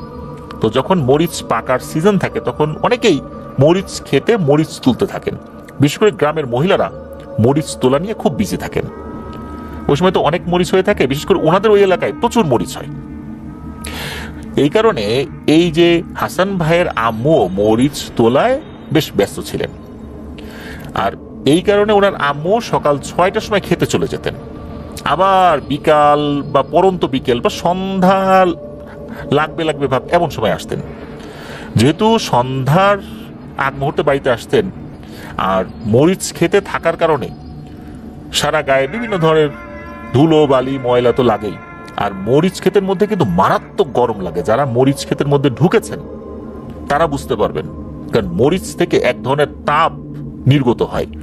যারা মরিচ খেতে গরমের সময় মরিচ তুলতে যান তারা বুঝতে পারবেন যে মরিচ তোলার সময় কি ভয়ঙ্কর রকমের একটা অনুভূতি হয়। এই কারণে মরিচ তোলার পর গোসল না করে আসলে মানুষ পরিপূর্ণ শান্তি পায় না। ওনাদের বাড়ির পাশেই তো নদী। তো ওনার আম্মু কি করতেন, ওই আসার সময় ওইখানে গোসল করে তারপর ঘরে ঢুকতেন। আর এই যে হাসান ভাই, ওনার তো ছোট ভাই ছিল খোরশেদ, আর যে মানিক মামা, ওনারা কি করতেন, দিনের বেলা গোসল করতেন না। ওই যে সন্ধ্যার সময় আবার কি ওই নদীতে একটু পানি বেশি আসতো নাকি, জোয়ার ভাটা হোক যে কারণেই হোক, তো ওই সময় গোসল করতে নাকি ভালো লাগতো। আর যেহেতু ওনার আম্মু সন্ধ্যার সময় ওই সময় গোসল করতেন, এই জন্য ওনারা ওই সময় আসতেন আর কি। সবার বয়স কম। এখন হয়েছে কি, ওই একদিন সন্ধ্যার দিকে ওনারা সবাই গোসল করতে নেমেছেন। তখন এই যে হাসান ভাই, তার ছোট ভাই খোরশেদ আর ওই যে মানিক মামা, তিনজনই সাঁতার কাটছেন। আর ওনার আম্মু সারাদিন কাজ করছে, তাই অল্প সময় গোসল করে দ্রুত বাসার দিকে চলে যান, কারণ আবার রান্না বাড়া করতে হবে। এদিকে ওনার মা যে চলে গেছেন এটা কিন্তু এই হাসান ভাইয়ের ছোট ভাই খোরশেদ খেয়াল করে নাই। মানিক মামা অবশ্য খেয়াল করেছিল। তো ওনারা তো সাঁতার কাটতে কাটতে অন্ধকার হয়ে গেছে, চারদিকে বাড়ি যাওয়ার জন্য নদী থেকে উঠবেন, এমন সময় ওই যে বাঁশঝাড়ের কথা বললাম, যেটা ওনাদের পাশের বাড়ির বাঁশঝাড় আর কি, ওইখান থেকে দেখা যাচ্ছে একজন মহিলা, এটা এই হাসান ভাইয়ের আম্মু আর কি, ওরকমই দেখা যাচ্ছে। খোরশেদ যে তার নাম ধরেছে, এই খোরশেদ, এই খোরশেদ, তাড়াতাড়ি ওঠ, এদিকে আয়, এদিকে আয়। হঠাৎ করে মানিক মামা এই হাসান ভাই এবং খোরশেদ এই দুজন হাত চেপে ধরে। কারণ ওই সময়ে এই হাসান ভাই এবং খোরশেদ দুজনই কিন্তু উঠে ওই বাসার দিকে যাওয়া শুরু করেছে। আর মানিক মামা হাত চেপে ধরেছেন এই কারণে, উনি তো দেখেছেন যে ওনাদের মা, বিশেষ করে এই যে খোরশেদ এবং হাসান ভাইয়ের মা, উনি তো আরো আগে বাড়ি চলে গেছেন। আর এই বাসারটা পাশের বাড়ি, এই সময় তো ওনার এই বাসারের দিকে যাওয়ার কথা নাই সন্ধ্যার সময়, এই জন্য হাত চেপে ধরেছেন। আর ওই সময় আবার দূর থেকে এই হাসান ভাইয়ের আম্মু আবার চিৎকার করে বলছেন, এই কিরে, এতক্ষণ হয়ে গেল, সন্ধ্যা লেগে গেল, অন্ধকার হয়ে যাচ্ছে, এখনো তোর গোসল হয়নি, তাড়াতাড়ি বাড়িতে আয়। যখনই ওনার আম্মু বাড়ি থেকে কথা বলেছে তখন তিনজনই মারাত্মক ভয় পায়। আর ওই যে বাসার ওইদিকে তো এই হাসান ভাইয়ের মায়ের মতো করে একজন দাঁড়িয়ে ছিল ওই রূপ ধরে। তখন নাকি ওই মহিলার দিকে যখনই ওনারা তাকিয়েছেন, যতটুকু আলো তখন ছিল, তখন দেখা গেল ওই মহিলাটা ভয়ঙ্কর ভাবে হাসছে। মুখটা মনে হচ্ছে হাসতে হাসতে অনেক বড় হয়ে গেছে, আর চেহারাটাও পরিবর্তন হয়ে গেছে। তখন এই মানিক মামা এই হাসান ভাই এবং খোরশেদ দুইজনকেই দ্রুত হাত ধরে চিৎকার দিতে দিতে বাড়ির দিকে দৌড় দিয়েছেন। বাড়িতে চলেও আসছেন, বাড়ি তো কাছেই ছিল, অল্প কিছু মুহূর্তের মধ্যে ওনার বাড়িতে চলে আসছেন। তো হাসান ভাইয়ের আম্মু দৌড়ে ঘর থেকে বেরিয়ে আসেন, কি হয়েছে কি হয়েছে? তখন মানিক মামা বলেন যে না কিছু না, কুকুর দেখে ভয় পাইছি। তো ওই সময় যদি এই বিষয়টা বলা হয় তাহলে সন্ধ্যার দিকে বা পরন্ত বিকেলে আর ওনাদেরকে নদীতে গোসল করতে যেতে দেবে না, এই জন্য মানিক মামা ওই সময় কিছু বলেনি। আর মানিক মামা বলে দেন, শোন, এখনই কিন্তু কিছু বলিস না, তাহলে কিন্তু আমরা আর এই সন্ধ্যার সময় গোসল করতে পারবো না। তো ওনারাও কিছু বলেন নাই ওই সময়ের মতো, তো খাবার দাবার খেয়ে ঘুমাই গেছেন। পরের দিন এই হাসান ভাই এবং খোরশেদ এই দুই ভাইয়ের শরীরে মারাত্মক জ্বর আসছে। তো ওনার মা মনে করেছেন কি সন্ধ্যার সময় গোসল করেছে এই জন্য জ্বর আসছে, এই জন্য দুই ভাইকে ওষুধ খেতে দিয়েছেন, কিন্তু জ্বর কমছে না। মানিক মামা কিন্তু একদম সুস্থ ছিল, ওনার জ্বরটার কিছুই হয় নাই। এর পরের রাত্রে ঘটা আরেকটা ঘটনা, সেটি হলো এই যে মানিক মামার সাথে ঘটনাটি ঘটেছিল, মানিক মামার যিনি মা অর্থাৎ হাসান ভাইয়ের নানি, এই হাসান ভাইয়ের নানি কি করেছে, উনি ডেকে তুলেছেন। নানি ওয়াশরুমে যাবেন এই জন্য মানিক মামাকে ডেকে তুলেছেন। তো ওয়াশরুমগুলো তো গ্রামে ঘরের বাইরে থাকে, আর রাতের বেলা যেতে হলে কাউকে ডেকে নিয়ে যায়, তো মানিক মামাকে ডেকেছেন। তো নানি উঠে ওয়াশরুমে গেছেন, মানিক মামা বাইরে দাঁড়িয়ে আছেন। তো নানি যখন ওয়াশরুমে গেছেন তখন মানিক মামারও ওয়াশরুমে যাওয়ার একটা প্রয়োজনীয়তা দেখা দিয়েছে। তখন নানিকে বলছে যে ও মা তুমি কখন বের হবা? তখন নানি বলছেন যে একটু পরে বের হবো, তুই এক কাজ কর, তুই পাশে কোথাও যা। তখন আবার এই মানিক মামা কি করছেন, উনি হাঁটতে হাঁটতে কি মনে করে বাড়ির পেছনের রোডের অন্য পাশে একটা বিল রয়েছে ওই দিকে গেছেন। এত দূরে কিন্তু যাওয়ার কোনো প্রয়োজনীয়তা ছিল না, কিন্তু কেন জানি উনি ওই দিকে চলে গেছেন। উনি যখন ওইদিকে গেছেন তখন হঠাৎ করে উনি দেখতে পান যে দূরে একটি ক্ষেতের পাশে হুবহু এই হাসান ভাইয়ের মতো একজন দাঁড়িয়ে আছে। তিনি ভালো করে তাকে দেখেন, আরে এটা তো হাসানই। আর ওই সময় নাকি এই হাসান ভাই মানিক মামাকে ডাকছেন, ও মানিক মামা, ও মানিক মামা, এদিকে আসো, এদিকে আসো, এইভাবে ডাকছে। এটা দেখা মাত্রই মানিক মামা ভয়ে চিৎকার দিয়ে বাড়ির দিকে দিয়েছেন এক দৌড়। এদিকে নানি ততক্ষণে ওয়াশরুম থেকে বেরিয়ে এসেছেন। মানিক মামার চিৎকার শুনে বলছে, কি হয়েছে রে তোর? তখন মানিক মামা বলছেন, আমি তো হাসানকে দেখছি বিলের মাঝে। তখন নানি বলে, আরে কি বলিস, ও ছোট মানুষ, এত রাত্রেবেলা এখানে কি করবে? তখন নানি মামাকে নিয়ে সরাসরি এই হাসান ভাইদের বাড়িতে আসছেন, এসে ডাকছেন। তো হাসান ভাইয়ের আম্মু দরজা খুলে দিয়েছেন। তখন নানি বলছেন যে এই হাসান কোথায়, ডাকো তো, এই মানিক তো ভয় পাইছে, এখন হাসানকে না দেখালে ওর ভয় তো কাটবে না। তখন হাসান ভাইয়ের আম্মু বলছে, ও তো ঘুমাচ্ছেই। তখন মানিক মামাকে ওই নানি বলতেছে যে দেখ হাসান ঘুমাইতেছে, তুই ভুল দেখছিস। এটা শুনে কিছুতেই তো বিশ্বাস করে না মানিক মামা, বলে না আমি ঠিকই দেখছি। শেষ পর্যন্ত মানিক মামা নিজের চোখে দেখে আসছেন যে হাসান ভাই ঘুমাচ্ছে। তো দুইবার এরকম ঘটনা ঘটল। এরপর যখন সবকিছু বলা হয় তখন ঝাড়ফুঁক করানো হয়। হাসান ভাইয়ের বাবা টুকটাক ঝাড়ফুঁক করতেন, যদিও বা ওনার বাবা এখন বেঁচে নেই। করোনাকালীন স্বাভাবিকভাবেই নাকি ওনার বাবা মারা গিয়েছেন, ওনার বাবার জন্য দোয়া চেয়েছেন। তো ওনার বাবা 3 দিন ঝাড়ফুঁক করেছেন। এরপরে আল্লাহর রহমতে আর কোনো ধরনের কোনো সমস্যা ওনাদের সাথে হয়নি। এটি ছিল ঘটনা।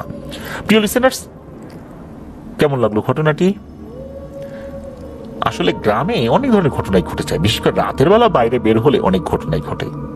আর সন্ধ্যার সময় যে ঘটে এটাও কিন্তু এই ঘটনায় প্রমাণিত হলো। ওই সময় যদি আল্লাহর অশেষ রহমতে ওই মানিক মামা ওই দুজনের হাত চেপে না ধরতেন, আর ওই দুজন যদি ওই সময় বাঁশ ঝাড়ের দিকে চলেই যেত নিজের মা মনে করে, তখন কি ভয়ঙ্কর অবস্থাই না হতো। এই ঘটনা যখন ঘটে তখন হাসান ভাইয়ের বয়স ছিল 8 কি 9 বছর, আর ছোট ভাই খোরশেদ তার বয়স ছিল 6-7 বছর, আর মানিক মামার বয়স ছিল 13-14 বছর এরকম। প্রিয় লিসেনার্স, চলুন চলে যাব আমাদের এবারের এপিসোডের পরবর্তী আরো একটি নতুন ঘটনায়।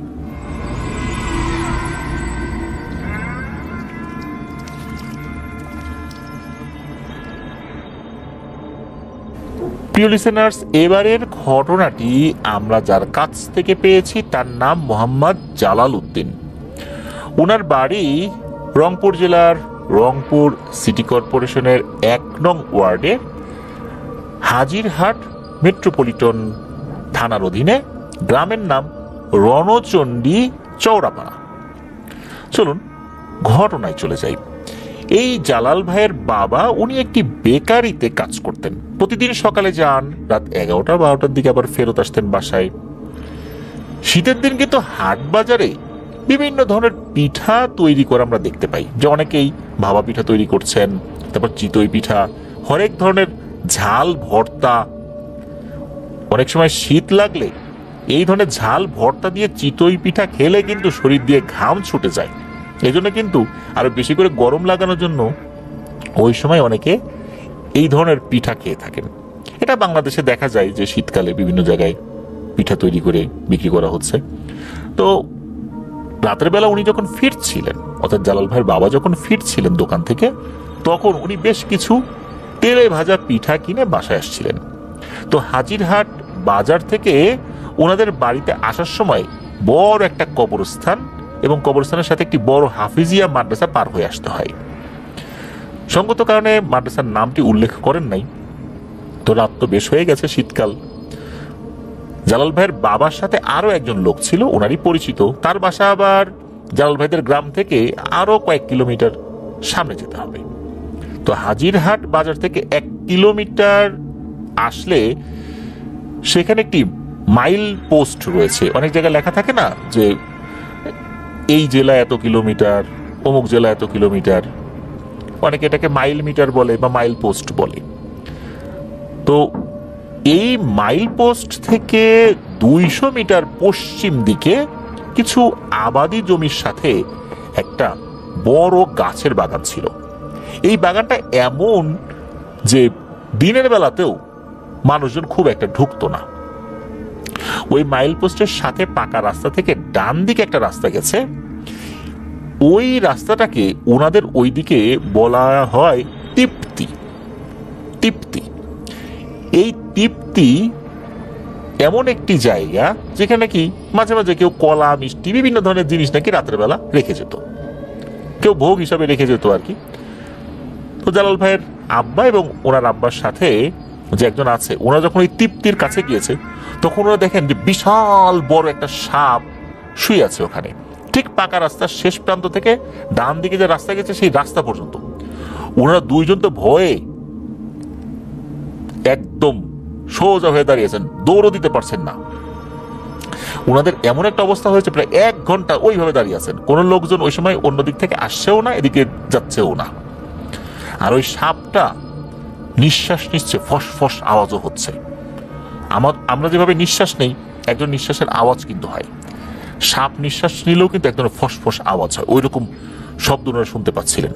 হঠাৎ করে নাকি পেছন থেকে এই জালাল ভাইয়ের আব্বার নাম ধরে কেউ একজন বলে ওঠে যে এই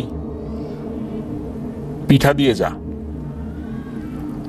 সমস্যা হলো ওই জায়গাটা কিন্তু ফাঁকা, কিন্তু ওখানে শুধু একটা বাড়ি ছিল। ওই বাড়ির লোকটা আবার পিঠা বানাতো। পিছন দিকে যখন তাকিয়েছেন এই ডাক শুনে দেখে পিছনেও কেউ নাই। তারপর যখন সামনের দিকে তাকিয়েছে এখন দেখে সামনে যে সাপটা ছিল সেটাও নেই। এরপর ওনার আব্বা বাড়িতে চলে আসেন, আর সাথে যিনি ছিল উনিও ভয়ে ভয়ে বাড়িতে চলে যান আর কি। তো ওই সময়ে ওনাদের বাড়িতে একটা সাদা কালো টেলিভিশন ছিল। ওই সময় শুধু একটা হিন্দি চ্যানেল ধরতো, এই বিটিভি ছাড়া তাদের এন্টিনাতে শুধু একটা হিন্দি চ্যানেল ধরতো। রাত 10:30টার দিকে নাকি একটা হিন্দি সিনেমা হতো ওই চ্যানেলে প্রতিদিন। তখন এই জালাল ভাই এবং ওনার ফুফাতো ভাই যিনি ওই সময় ওই বাড়িতে ছিলেন, তো ওনারা ওই সময় হিন্দি সিনেমাটা দেখছিলেন। ওই সময় জালাল ভাইয়ের মা এবং ওনার ছোট 2টা বোন ঘুমাচ্ছিলেন। তো ওনার আব্বা যখনই ওনাদেরকে গেটটা খুলতে বলে তখনই ওনার মা ঘুমের ভিতরেই বলছে, মানে ওনার আব্বার নাম ধরে, একরামুল তুই কি নিয়ে আসছিস? এত করি তো কোনো একটা পিঠা দিলু না। আঞ্চলিক ভাষায় আর কি, রংপুরের যেই ভাষা আর কি ওইভাবে বলছে, তোকে এত করে বললাম একটা পিঠাও দিলি না। অথচ ওনার মা কিন্তু ঘুমের মধ্যে, তার কিন্তু জানার কথা না যে জালাল ভাইয়ের আব্বা কি কিনে নিয়ে আসছেন। এরপর ঘুমের মধ্যেই জালাল ভাইয়ের আব্বাকে ওনার আম্মা খুবই উচ্চ স্বরে গালি দিচ্ছে। ঘটনা কিন্তু 2003 সালের কথা বলছি আর কি। তো এই ঘটনায় তো জালাল ভাই এবং ওনার ফুফাতো ভাই খুব অবাক হয়ে সবকিছু শুনছেন, দেখছেন যে কি ঘটনা কি হচ্ছে। এরপর তো জালাল ভাই গেট খুলে দিয়েছেন। এরপর ওনার ফুফাতো ভাই জালাল ভাইয়ের মাকে গিয়ে বলছে যে কি হয়েছে, এভাবে এরকম করে চিৎকার চেঁচামেচি করছো কেন? তখন জালাল ভাইয়ের আব্বা দৌড়ে এসে জালাল ভাইয়ের মাকে ধরেছেন, আর ওই ফুফাতো ভাইকে বলছেন যে এই জালাল ভাইয়ের বড় আব্বা বলে তাকে অভিহিত করেন, তাকে ডেকে নিয়ে আসতে। এদিকে ওনার বড় আব্বা এসে সূরা ইয়াসিন আয়াতুল কুরসি পড়ে ফু দেন যখন, তখন জালাল ভাইয়ের মা চুপ করে যান। ওই রাত ওভাবেই চলে যায়। পরদিন সকালবেলা ওনার আব্বা জালাল ভাইয়ের নানা ভাইকে ডেকে নিয়ে আসেন। জালাল ভাইয়ের নানা কিন্তু আবার কবিরাজ, বিভিন্ন সূরা পড়ে সুতার মধ্যে ফু দিয়ে হাতে বেঁধে দেয়। ওই সময় জালাল ভাই পড়তেন স্থানীয় ব্র্যাক স্কুলে ক্লাস 4-এ। সকাল 8টা থেকে দুপুর 2টা পর্যন্ত চলতো এটা। উনি সকালে স্কুলে যান, স্কুল ছুটি হলে উনি এবং ওনার গ্রামের প্রায় 4 থেকে 5 জন একসাথে যারা ওই স্কুলে পড়তেন আর কি। তো যেইখানটাতে এই জালাল ভাইয়ের আব্বা সাপ দেখেছিলেন ওই দিক দিয়ে যাচ্ছেন, তার পাশে একটা বাড়ি ছিল। আমরা শুরুতে বলেছিলাম যে ওই সাপ যেখানে ওনারা দেখেছিলেন ওখানে অন্য কোনো ঘর বাড়ি ছিল না, একটা বাড়ি ছিল। ওই বাড়ির লোকজন পিঠা বানাতো, তো ওনারা ওই বাড়িতে পিঠা খাওয়ার জন্য গিয়েছেন। টাকার বিনিময়ে পিঠা ওনারা বিক্রি করেন আর কি। তখন কিন্তু এই জালাল ভাই বুঝতে পারেন না যে এই জায়গাতেই ঘটনা ঘটেছিল। পিঠাটিটা খেয়ে যখন জালাল ভাই বাড়িতে গিয়েছেন তখন জালাল ভাইয়ের মা ওনাকে প্রচন্ড জোরে বিশ্রীভাবে গালিগালাজ করতেছেন। গালি দিতেই তো ওনার সামনে আসেন এবং ওনাকে মারার জন্য তেড়ে আসছেন, কিন্তু মারছেন না। মারার জন্য তেড়ে আসছেন কিন্তু মারছেন না। তখন গ্রামে সবাই চলে আসছে, কি হয়েছে এত চিৎকার চেঁচামেচি কেন? তখন বোঝা গেল যে জালাল ভাইয়ের মায়ের শরীরে জিন ভর করেছে। তারপর সকলে মিলে ওনার মাকে ধরেছেন, চেপে ধরেছেন। আর তখন জালাল ভাইয়ের মা বলে ওঠে, একরামুলকে বিভিন্ন ধরনের ভয় ভীতি দেখাইলাম পিঠার জন্য, সে আমাকে পিঠা দিল না, আর এখন ওর ছেলে পিঠা খাইছে, পিঠা নিয়ে আসছে, আমাকে কেন ওরা পিঠা দিল না? আসলে এই ধরনের কথাবার্তা শুনে জালাল ভাই তো অবাক হয়ে গেছেন যে পিঠার কথা তার মা জানলো কিভাবে। বুঝতে পারছেন এটা তো তার উপর জিন আসর করেছে। এখন লোকজন আশেপাশে যারা ছিল তারা বলতেছে, আচ্ছা পিঠা তো খাইছে, এখন এটা সমাধান কি বলো, মানে ওই জিনের কাছেই বলছে। তখন ওই জিন বলছে যে একটা রসুন খেয়ে 1 গ্লাস পানি খাও। তখন জালাল ভাই সেটাই করেন, মানে 1 কোয়া রসুন খান, একটা রসুন বলতে 1 কোয়া রসুন খান, উনি পানি খান। তারপর দেখলো ওনার মা সব মানে একদম ঠিক হয়ে গেছে আর কি। রাতের বেলা জালাল ভাইয়ের নানা আবার আসছেন, আরো কিছু রুকিয়া করেন। ওই রাত্রে একদম স্বাভাবিক ছিলেন ওনার মা। পরের দিন পাশের গ্রামে এক মহিলার বাড়িতে কাপড় সেলাই করানোর জন্য ওনার মা গিয়েছেন। এখন ওনার মা ওখানে থাকতেই এই জালাল ভাইয়ের যেই ছোট বোন পাশের বাড়ির এক দাদিকে ওনাদের কিছু চাল লুকিয়ে বিক্রি করেছেন। ওই দাদি এসে বলছেন যে কিছু চাল দে, টাকা দিচ্ছি। এদিকে মা বাড়িতে নাই, চিন্তা করছেন দেই না একটু চাল, আমার হাতে 2টা টাকা আসবে, ওই চিন্তা করে বিক্রি করেছেন আর কি। এটা কিন্তু ওই দাদি আর ওনার বোন ছাড়া আর কেউ জানার কথা না।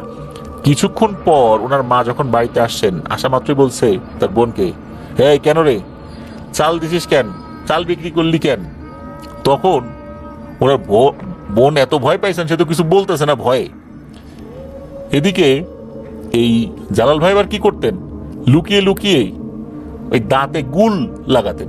আমরা দেখি যে গ্রামে অনেকেই গুল লাগায়, জর্দা খাওয়া দেখেছি, তারপর গুল দাঁতের সাথে ডলে রাখে। পেস্টের আমরা যখন যদি আঙ্গুল দিয়ে দাঁত মাজার চেষ্টা করি, আঙ্গুলের মাথার উপরে পেস্ট নিয়ে, তখন যেভাবে আমরা করি ওইভাবে কিন্তু গুল লাগায়, আপনারা অনেকে সেটা দেখেছেন। তো এই জালাল ভাই কিন্তু আগে দাঁতে গুল লাগাতেন। ওই দিন তার মাও বলছে, এই জালাল তুই দাঁতে গুল লাগাস, সবার সামনে সেটা বলতেছে। এখন জালাল ভাই চিন্তা করছেন, আল্লাহ না করুক আর কোন কোন কথা যেন বলে দেয় তার বদ অভ্যাসের কথা। আসলে এইসব বিষয় তো তার মা জানার কথা না, এইভাবেই উনি বলছিলেন। তো ওনার নানা বুঝতে পারলেন যে ওনার ঝাড়ফুঁকে কাজ হচ্ছে না। এরপর উনি আরেকজন কবিরাজকে নিয়ে আসছিলেন। রাতের বেলা ওই কবিরাজ রুকিয়া করে জালাল ভাইয়ের মায়ের উপর ওই জিনকে হাজির করা এবং জিজ্ঞেস করে কেন এসব করছে, কি করলে যাবে।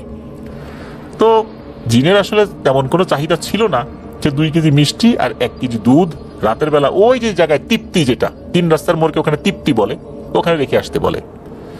আসলে এই কাজটি করা হয়েছিল এবং তারপরে এই ঝামেলা আল্লাহর রহমতে শেষ হয়ে গিয়েছিল। এটি ছিল ঘটনা। প্রিয় লিসেনার্স, আসলে যে সাপটা দেখেছিল আবার পেছন থেকে আরেকজন ডাক দিয়েছিল, এরপর থেকে ওই জিনটা চলে এসেছে বাড়িতে। তো মাঝে মাঝে আমরা দেখি এই পিঠা খাউড়ি টাইপের জিন যারা, এরা কিন্তু পিঠার সাথে সাথে মানুষের বাড়িতেও চলে আসে। এক্ষেত্রে করণীয় কি? স্থানীয় কিছু টোটকা রয়েছে, যেমনটা অনেকেই করেন। এই ধরনের খাবার বাইরে থেকে নিয়ে আসার পর অনেকে আগুনের উপর কিছুটা সময় একটু ঘোরান, অর্থাৎ আগুনে একটু তাপ দেন। অনেকে ধারণা করে এতে করে ওই জিনের প্রভাব যদি কিছু থেকে থাকে সেটা চলে যায়। তো এটা আসলে কুসংস্কার নাকি অন্য কোনো বিষয় এটা বলাটা মুশকিল। তবে এই ধরনের খাবার কিনে আনার ক্ষেত্রে আমরা যদি আয়াতুল কুরসি পড়ে এটাতে ফু দিয়ে রাখি, তাহলে আল্লাহর রহমতে এই খাবারে অন্য ধরনের কোনো সমস্যা হওয়ার কথা না। আল্লাহ আমাদেরকে হেফাজত করুন। প্রিয় লিসেনার্স, চলুন চলে যাব আমাদের এবারের এপিসোডের পরবর্তী আরো একটি নতুন ঘটনায়।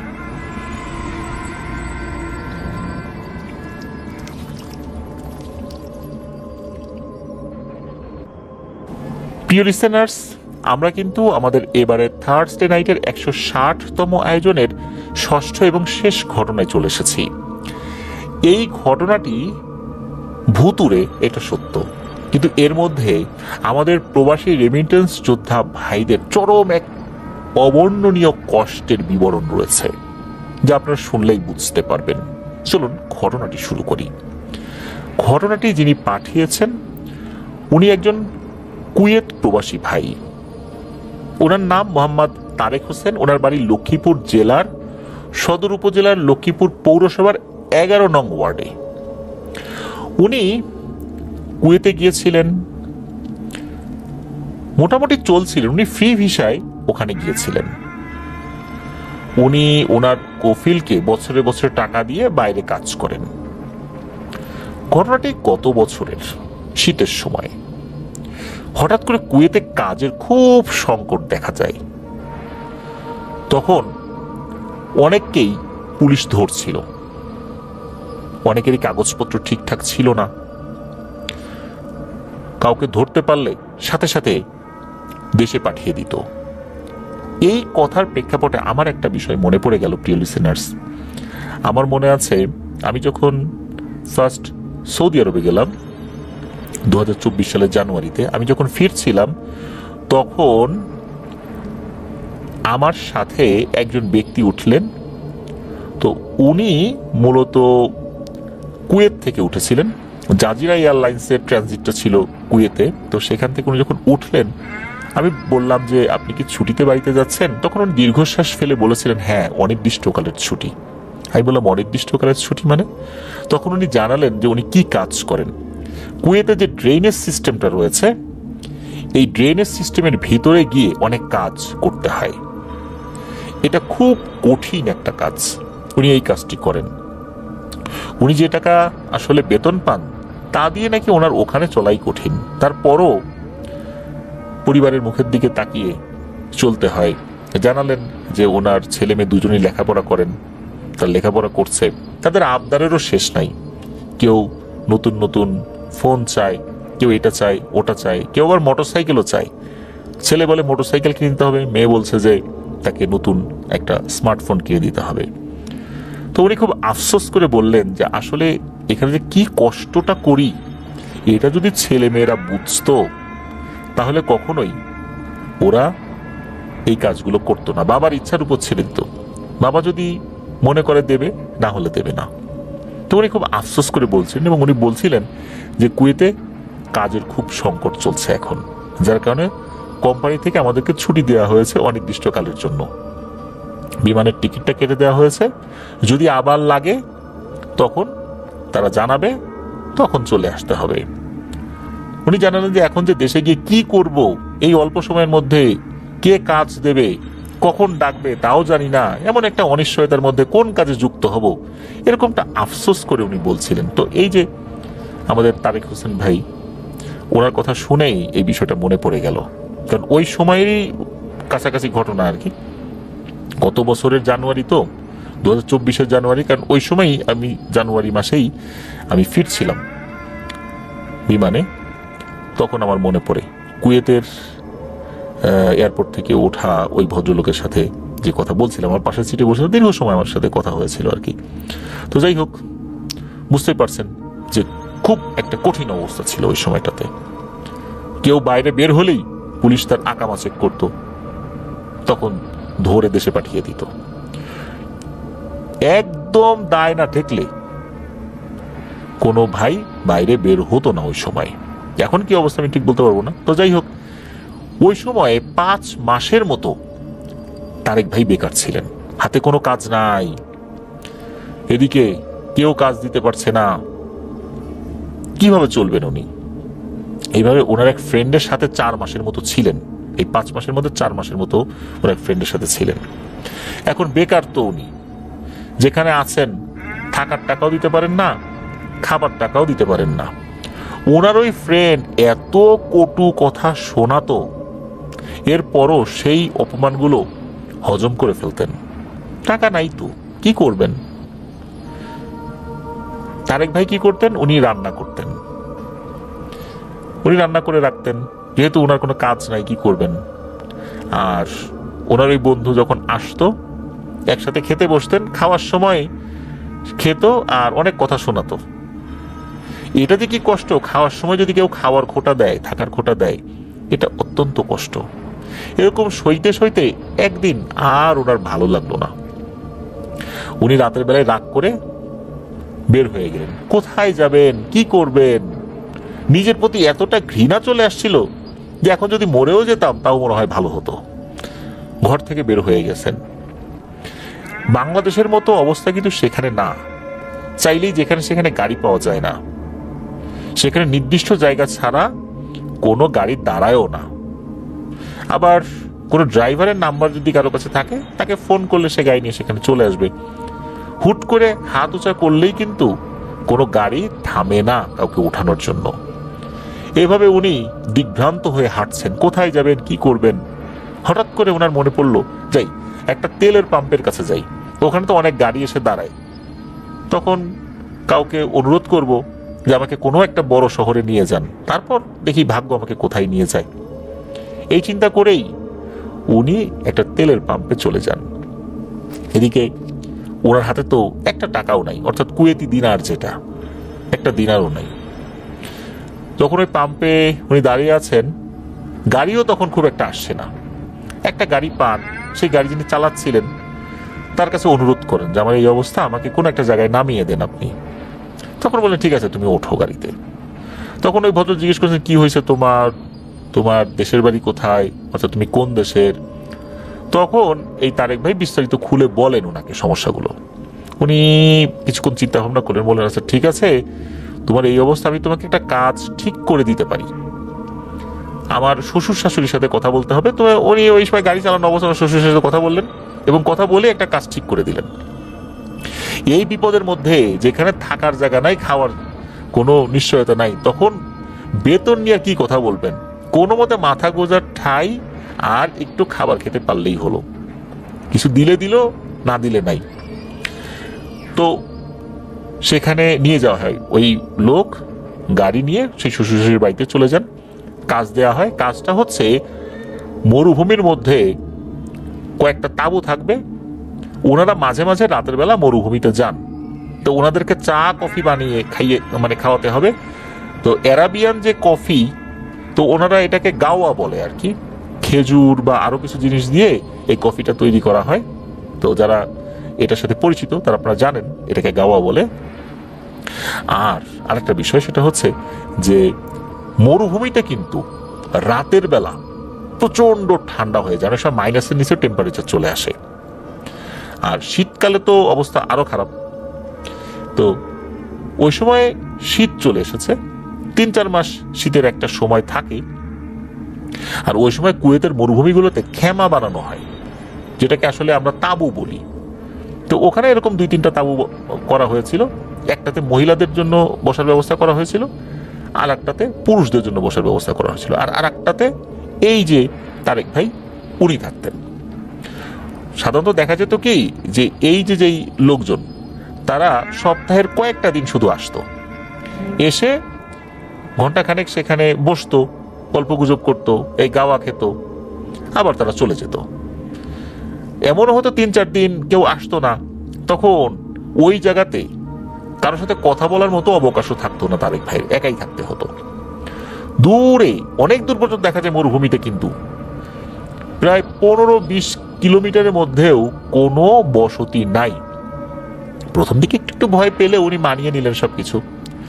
আর খাওয়া দাওয়ার জন্য যা যা দরকার সবগুলো তারা দিয়ে যেত, এই জন্য খাওয়া নিয়েও কোনো সমস্যা হচ্ছিল না।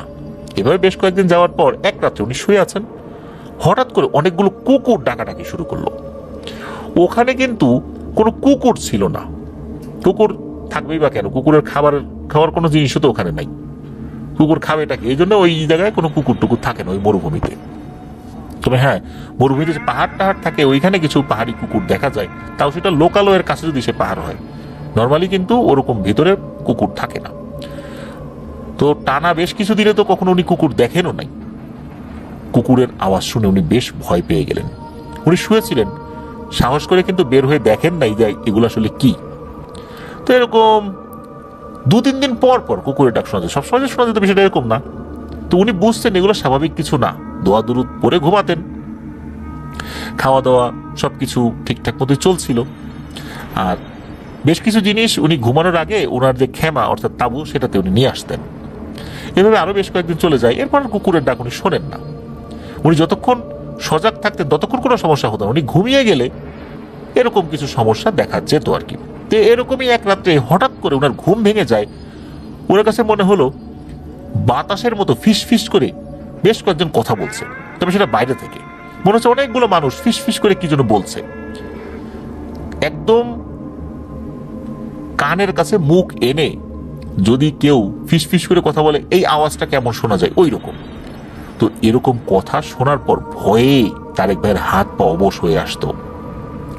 উনি চিন্তা করতেন যে হায় আল্লাহ, এই মরুভূমির এইখানে আমি যদি মরেও যাই কেউ তোমার খবর জানবে না, পুলিশ এসে ধরবে, বাইরে বের হইলে পুলিশও জানে না যে আমি এখানে কাজ করি, আমার কোনো ডকুমেন্টসও পুলিশের কাছে নাই, আমাকে এখানে কেউ চেনেও না।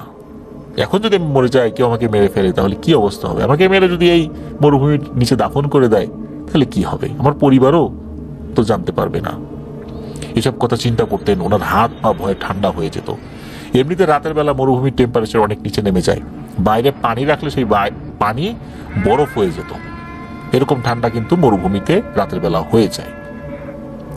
তারপরেও উনি মেনে নিয়েই চলছিলেন, এগুলো উপায় তো নাই। এগুলো বললে কি চাকরি থাকবে? রাস্তা থেকে দয়া করে নিয়ে এসে চাকরিটা দিয়েছিলেন, হুট করে এরকম অপরিচিত লোককে চাকরি দিয়েছিলেন, কোথায় যাবেন? এসব সমস্যার কথা তো আসলে বলা যায় না। টাকাও নাই কাছে, থাকার জায়গা নাই, মেনে তো নিতেই হবে। তো যাই হোক, 2-3 দিন পর একদিন হঠাৎ করে দুপুর বেলা 12টা কি 12:30টার সময় হবে এরকম, দুপুরবেলা একদম ভর দুপুরে 4 জন মহিলা হেঁটে আসছে, এরকমটা দেখেন এই যে তারেক ভাইয়ের যে খেমা অর্থাৎ তাঁবু সেটার দিকে। পরনে বড় বড় বোরখা পরা ছিল। 4 জনকে দেখতে প্রায় একই রকম লাগছিল, বেশ স্বাস্থ্যবান মহিলা ছিল, স্বাস্থ্যবান মহিলা হলে যেরকম দেখা যায় ওরকম ছিল, তবে অস্বাভাবিক তেমন কিছু মনে হচ্ছিল না। অস্বাভাবিক একটা বিষয় তো ছিলই, সেটা হচ্ছে এখানে হেঁটে আসা অসম্ভব। আশেপাশে 15-20 মাইলের মধ্যে কোনো ঘর বাড়ি নাই, কিচ্ছু নাই, তাহলে এখানে হেঁটে তারা কিভাবে আসবে? দিনের বেলা মরুভূমিতে প্রচন্ড তাপ থাকে, আর মরুভূমিতে কিন্তু অনেক দূর পর্যন্ত দেখা যায়। এত দূর হেঁটে আসা কিন্তু সম্ভব না। তাদের সামনে বা পেছনে কোনো গাড়ি টাড়ি হয়তো বা থাকতে পারে, গাড়ি রাখি মানে থামিয়ে রেখে আসছে, কিন্তু না, এরকম কোনো গাড়িও ছিল না। তাহলে ওনারা কিভাবে আসলেন? খুব অবাক লাগে। এই তারেক ভাই কি করেছেন, উনি দৌড়ে ওনার যে খেমা ওর ভিতরে গিয়েছেন, কারণ ওখানে কিন্তু ওই যে মোবাইল চার্জ দেওয়ার জন্য এই সোলার সিস্টেম এরকম একটা ব্যবস্থা থাকে। কিন্তু উনি চিন্তা করেছেন যে মোবাইলটা নিয়ে আসি, একটু ছবি তুলে রাখবো বা ভিডিও করবো যে এরা কারা। এই চিন্তা করে উনি যখন ওনার খেমার মধ্যে ঢুকে মোবাইলটা বের করে নিয়ে আসেন, তখন দেখেন কেউ নেই। কয়েক সেকেন্ডের মধ্যে তারা উধাও হয়ে গেল। বিশাল এই মরুভূমিতে তারা কোথাও উধাও হয়ে গেলেন। এটা তো দিনের বেলাতে দেখে উনি প্রচন্ড ভয় পেয়েছেন। এর কয়েকদিন পর উনি একটা মুরগি রান্না করে রেখে আসলেন। তো একদিন রান্না করলে উনি 2 দিন খেতে পারেন, একা মানুষ। তো দুপুরবেলা রান্না করে খেয়েছেন। এরপর সন্ধ্যার দিকে আবার যেখানে রান্না করেছেন সেখানে গিয়েছেন। বলে রাখা ভালো, যেখানে উনি রান্না করেন সেটা ছিল লোহার টিন দিয়ে তৈরি এক ধরনের একটা চুলা। ওর মধ্যে তেল দিতে হয়, তারপর পাম্প করতে হয়, এরকম আর কি।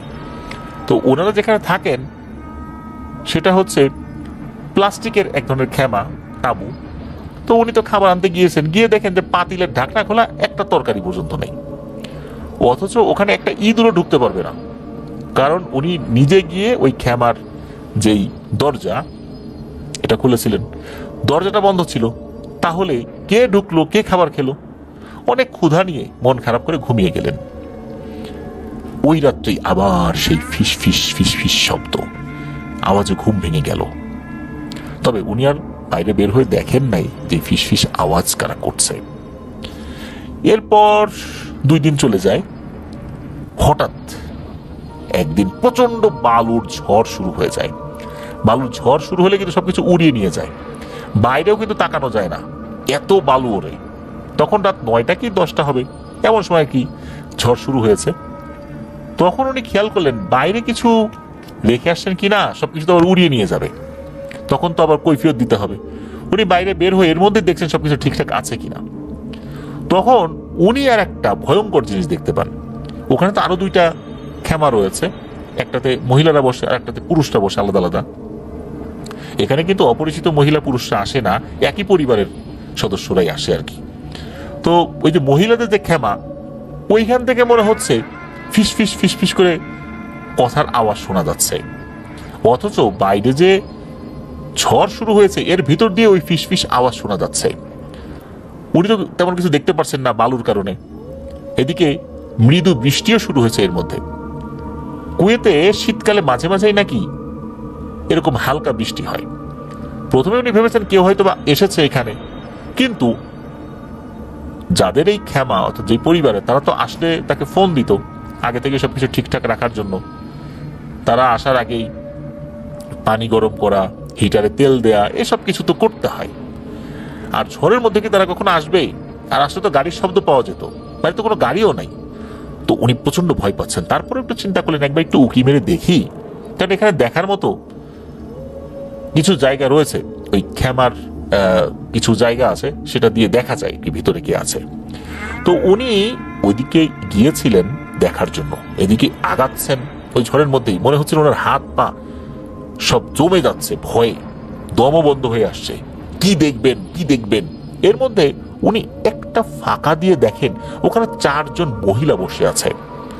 প্রত্যেকেই সাদা জামার মতো কিছু একটা পরা ছিল।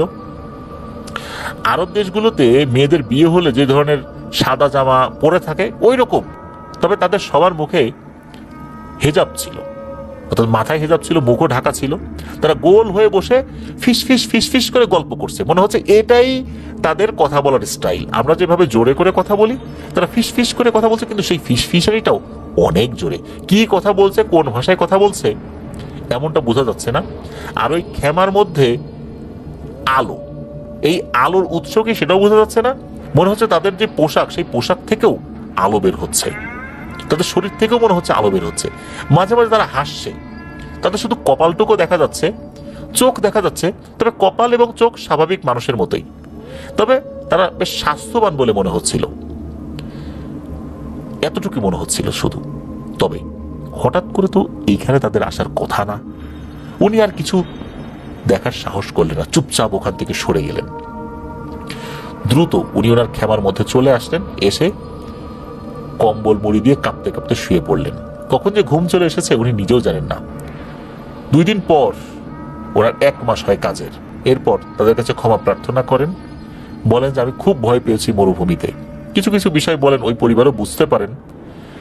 এরপর ওই পরিবার তাকে 1 মাসের বেতন দিয়ে দেন, আরো কিছু টাকা দিয়ে দেন যাতে করে আরো কিছুদিন এক্সট্রা চলতে পারেন। উনি সেখান থেকে বিদায় নিয়ে চলে আসেন। এটাই ছিল ঘটনা।